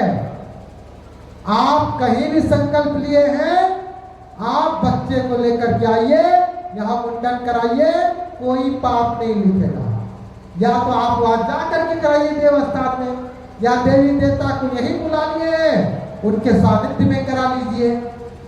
भाइयों बहनों आप कहीं भी संकल्प लिए, घबराने की कोई बात नहीं है। इसी प्रकार आप इनके बिहार में एक जगह गए थे कार्यक्रम कराने के लिए, एक सेठ जी के यहाँ ठहरे थे। सेठ जी ने कहा भाई साहब कल वाले पोते का मुंडन है, चल के करा दीजिए ना। मैंने कहा कहाँ होगा? वो नदी के किनारे श्मशान घाट के बगल में होगा। मैंने कहा क्यों, आपको अपने पोते को भूत प्रेत बनाना है क्या? उन्होंने कहा नहीं नहीं भाई साहब ऐसी बात तो नहीं है, तो श्मशान घाट के किनारे का मुंडन करा रहे हैं। नहीं नहीं वहां कोई एक जट बाबा है, उसका पिंड है बहुत बड़ा। तो हमारी माँ जो थी उसकी अंतिम इच्छा थी कि शांति कुंज वाले भाइयों के द्वारा ही मुंडन हो और उसी जट बाबा के पास हो, और माँ अब इस दुनिया में नहीं है। तो मैंने कहा चलो जब माँ की अंतिम इच्छा थी चल के करा देते हैं। जब हम कराने के लिए गए, हम मंत्र पढ़ने लगे तो बहनें गीत गाने लगी, बकलोल बभना और कैसे कैसे था मुझे पूरा याद भी नहीं है। मुझे पहले लगा कोई रस्म होगा, लेकिन मुझे बाद में लगा ये बहन जी हमें तो गाली नहीं दे रही है, हमारी दुपट्टा पर बैठाकर, माला पर बैठाकर वो गाए जा रही थी कि गाली दिए जा रही थी। मैंने कहा अरे बहन जी ठहरिए, क्या भाई साहब तो आप ये बकलोल बभना किसको कह रही है? तो उन्होंने कहा आप ही को तो कह रहे हैं। मैंने कहा क्यों, हम आपको बकलोल दिखाई पड़ते हैं? अरे बहन जी रोज 1.5 घंटा योग करते हैं, आधा घंटा प्राणायाम करते हैं, 1 घंटा हम प्रतिदिन जप करते हैं, यज्ञ करते हैं, हमें कुछ नहीं होगा। 30 साल से बीमार नहीं पड़े हैं, आप ही का बच्चा उसी का तो संस्कार हो रहा है। हम मंत्र पढ़ रहे हैं और आप क्यों कौन सा मंत्र पढ़ रहे हो, वैसा बन जाएगा। हमारा संस्कार थोड़ी ही हो रहा है। भाइयों बहनों, मुंडन संस्कार यज्ञी वातावरण में होना चाहिए। और आप लोग भी अगर संस्कार वगैरह कुछ हो रहा हो तो गाली उली देने वाला जो गीत गा करके, एक बहनें गीत गाती हैं बड़े जोर जोर से, और सब बहनें पीछे पीछे नहीं भी जानती है, मुंह ऐसा पटपटाती हैं, लगता है सब साथ बोल रही है। ऐसा कम से कम गाली देने वाली जो बात है, ये संस्कार में मत किया करिए। आप लोग कुछ नहीं जानते हैं तो मनी माने गायत्री मंत्र बोलिए, जिस मंत्र का जप करते हैं वही बोलिए। भाइयों बहनों, संस्कार का प्रभाव एक बच्चे पर पड़ता है, व्यक्ति पर पड़ता है। तब तो ऋषियों ने संस्कार को इतना रिसर्च करके, शोध करके बनाया और पारिवारिक जीवन में सुख शांति लाने के लिए हमको और आपको सूत्र रूप में दिया है। रामचरितमानस कल यहाँ मुंडन संस्कार कराया जाएगा। आप कहीं भी संकल्प लिए, कोई बात नहीं, ठाकुर को बुलाते आइएगा, बच्चे को लेकर के आइएगा, आधा किलो गाय का दूध, आधा किलो गाय का दही लेते आइएगा। जिनका मुंडन होना हो उसके लिए नया वस्त्र या पुराना धुला हुआ वस्त्र लेते आइएगा। हम आपके बच्चे का मुंडन संस्कार करा देंगे। और किसी के पति के भी सर का मुंडन नहीं हुआ है, उनको लेते आइएगा, उनका भी करा देंगे। यज्ञ वातावरण में होना चाहिए। रामचरितमानस में तुलसीदास जी ने लिखा है,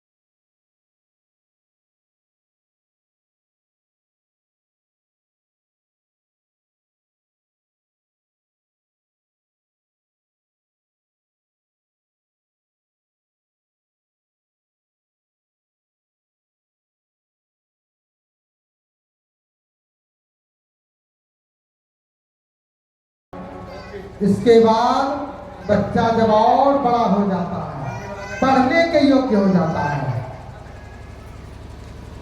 तो उसका एक संस्कार कराया जाता है और उसका नाम है विद्यारंभ संस्कार। छात्र छात्राओं को पढ़ने में मन नहीं लगता है, स्मरण शक्ति की कमी है, पढ़ते हैं तो भूल जाते हैं। ऐसे छात्र छात्रा छठी कक्षा से नीचे वाले विद्यारंभ संस्कार कराएंगे। साथ में क्या लाएंगे, तो मंत्र लेखन की कॉपी, आपको बुक स्टॉल पर मिल जाएगी, है ना, हाँ लेते आइएगा। मंत्र लेखन की एक कॉपी और एक कलम खरीद करके लेते आइएगा।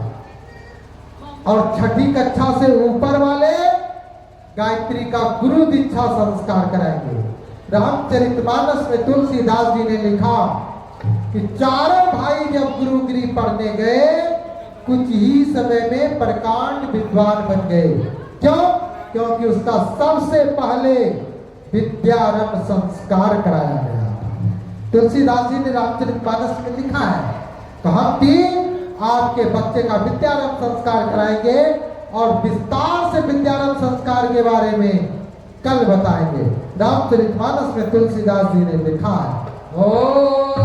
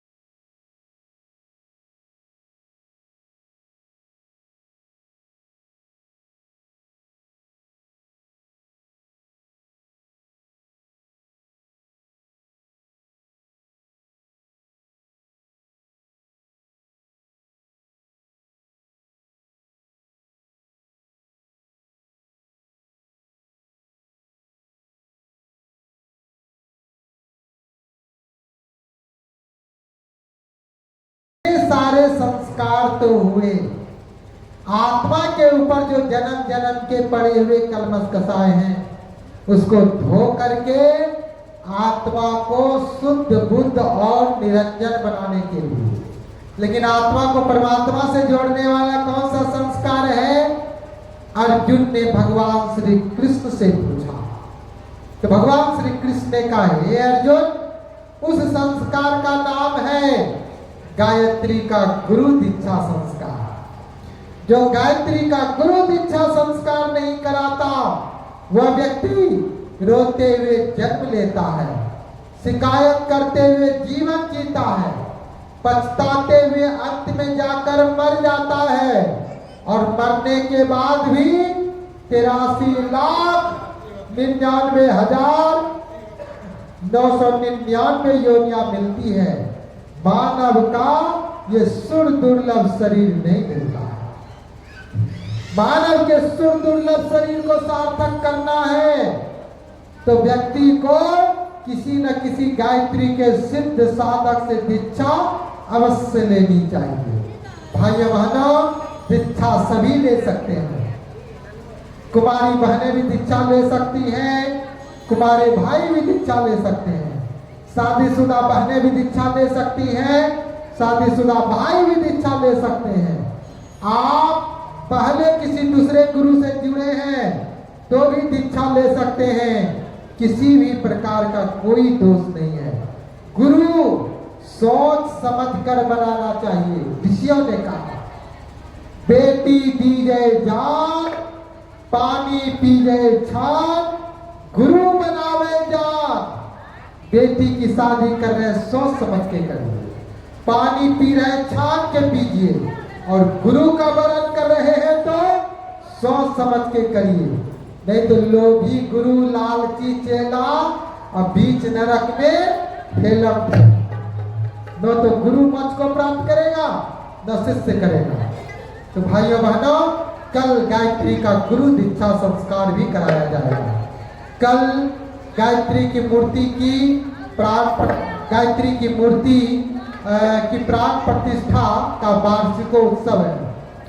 तो कल दीक्षा लेने का अपना एक विशेष, कल के दिन दीक्षा लेने का विशेष महत्व है। कल जो व्यक्ति दीक्षा लेता है उस पर मां गायत्री के साथ साथ कल मंगलवार है तो बजरंग बली की कृपा की विशेष कृपा की वर्षा होती है। कल गायत्री का गुरु दीक्षा संस्कार कराएं, जीवन को धन्य बनाएं, और जिसके लिए जो संस्कार उपयुक्त है कल संस्कार कराएं। इसी कामना भावना के साथ अब हम लोग आरती करेंगे। आरती के लिए अगर हमारी कोई बहनें पति पत्नी है तो आ जाइए, नहीं तो कोई एक कुमारी कन्या आ जाइए आरती के लिए। सभी बैठे ही रहेंगे, बैठे बैठे आरती होगी, उसके बाद शांति पाठ और कार्यक्रम का समापन होगा। फिर कल सवेरे यज्ञ होगा, देवावाहन होगा, देव पूजन होगा, विविध प्रकार के संस्कार होंगे। कल सायंकालीन का कार्यक्रम ज्ञान सत्र का है। तदुपरांत परसों सवेरे एक बृहद स्तर पर बैठक है और परसों सायंकालीन दीप महायज्ञ के द्वारा कार्यक्रम का समापन होगा। तो आइए इसी कामना भावना के साथ अब हम लोग आरती करेंगे। बहुत देर से बैठे हैं, बैठने की आदत नहीं है, पैर दर्द कर रहा हो तो खड़े हो गए। चलिए खड़े होकर के आरती कर लीजिए। बहुत देर से आप लोग बैठे हैं। आरती जलाइए। आरती की व्यवस्था है ना? हाँ, जलाइए।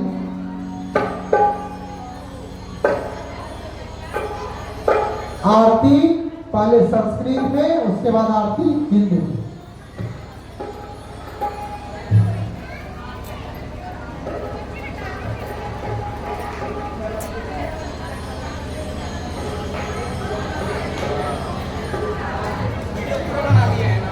बहुत बढ़िया किए हैं, हम कट बनाए हैं।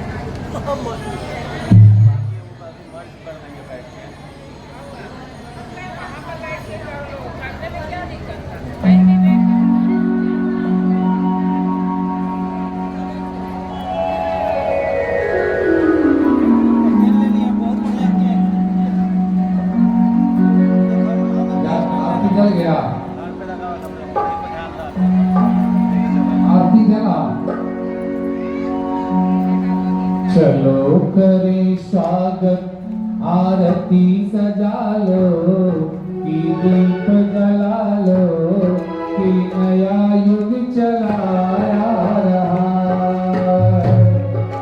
चलो करे स्वागत आरती सजा लो कि दीप जला लो कि नया युग चलाया रहा है। नया युग चलाया रहा है। नया युग चलाया रहा है। नया युग चलाया रहा है। नया युग चलाया रहा है। चलो करे स्वागत आरती सजा लो दीप जला लो कि नया युग चलाया रहा।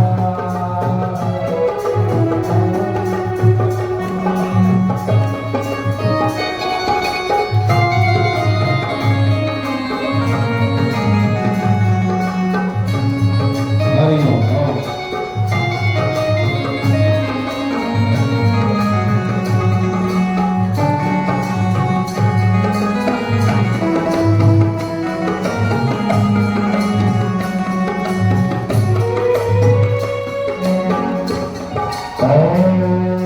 यं ब्रह्मवेदां प्रविदो वदन्ति परं प्रधानं पुरुषं दधाने विश्वोद्गते कारणमीश्वरं वा तस्मै नमो विघ्नविनाशनाय। ॐ यं ब्रह्मा वरुणेन्द्र रुद्र मरुत हस्तो नमन्ति दिव्यास्तवै वेदै साङ्गवत्कर्मोपनिषदे गायन्ति यमश्यामगा ध्यानावस्थितर्गतेन मनसा पश्यन्ति यमयोगिनो यस्यान्तं न विदुषुरासुरगणः देवाय तस्मै नमः। देवाय तस्मै नमः। जयति जय गायत्री माता जयति जय गायत्री माता सतमार्ग पर हमें चलाओ जो है सुखदाता। जयति जय गायत्री माता आदि साकी जग पालन करते माँ जग पालन करते योग सौकमय क्लेश फलना नयन भरती। जयति जय गायत्री माता ब्रह्मरूपिणी व्रतपालिनी जगत दात्री अम्बे माँ जगत दात्री अम्बे भवभयहारी जनहितकारी सुखदा जगदम्बे। जयति जय गायत्री माता भयहारिणी भवतारिणी अनगे अजयानंद राशि माया जयानंद राशि अविकारी अगहरी अविचरी अमले अविनाशी। जयति जय गायत्री माता कामधेनु सतपितयानंदा जय गंगा गीता माँ जय गंगा गीता सविता के सती सती तुम सावित्री सीता। जयति जय गायत्री माता हृदय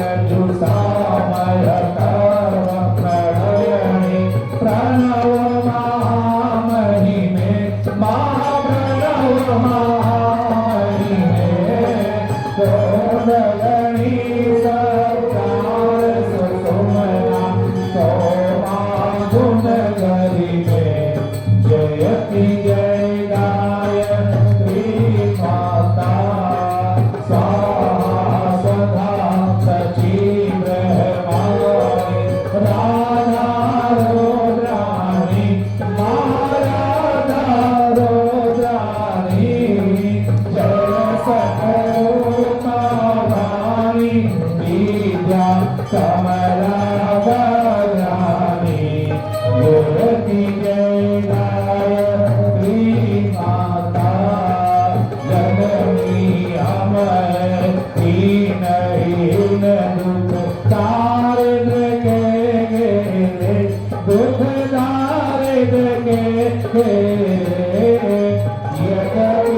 तिलकपति कपोतौ बालक है तेरे जयति जय गायत्री माता श्रीवसनी करुणामयी माता चरण शरण दीजे माँ चरण शरण दीजे तिलक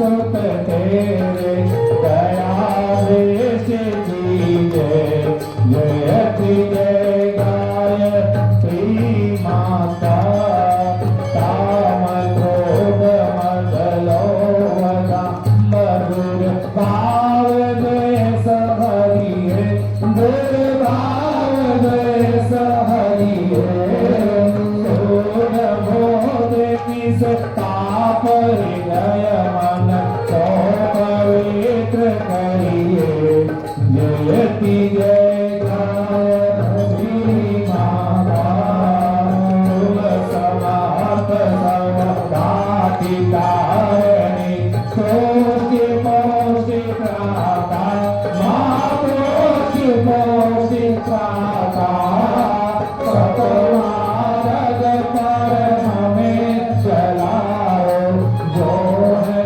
सुखदाता जयति जय गायत्री माता जयति जय गायत्री माता जयति जय गायत्री माता सतमार्ग पर हमें चलाओ जो है सुखदाता जयति जय गायत्री माता कर्पूर गौरम करुणावतारम संसार सारम भुजगेन्द्रहारम सदा वसन्तं हृदयारविन्दे भावं भवानी सहितं नमामि त्वमेव माता च पिता त्वमेव त्वमेव बन्धुः सखा त्वमेव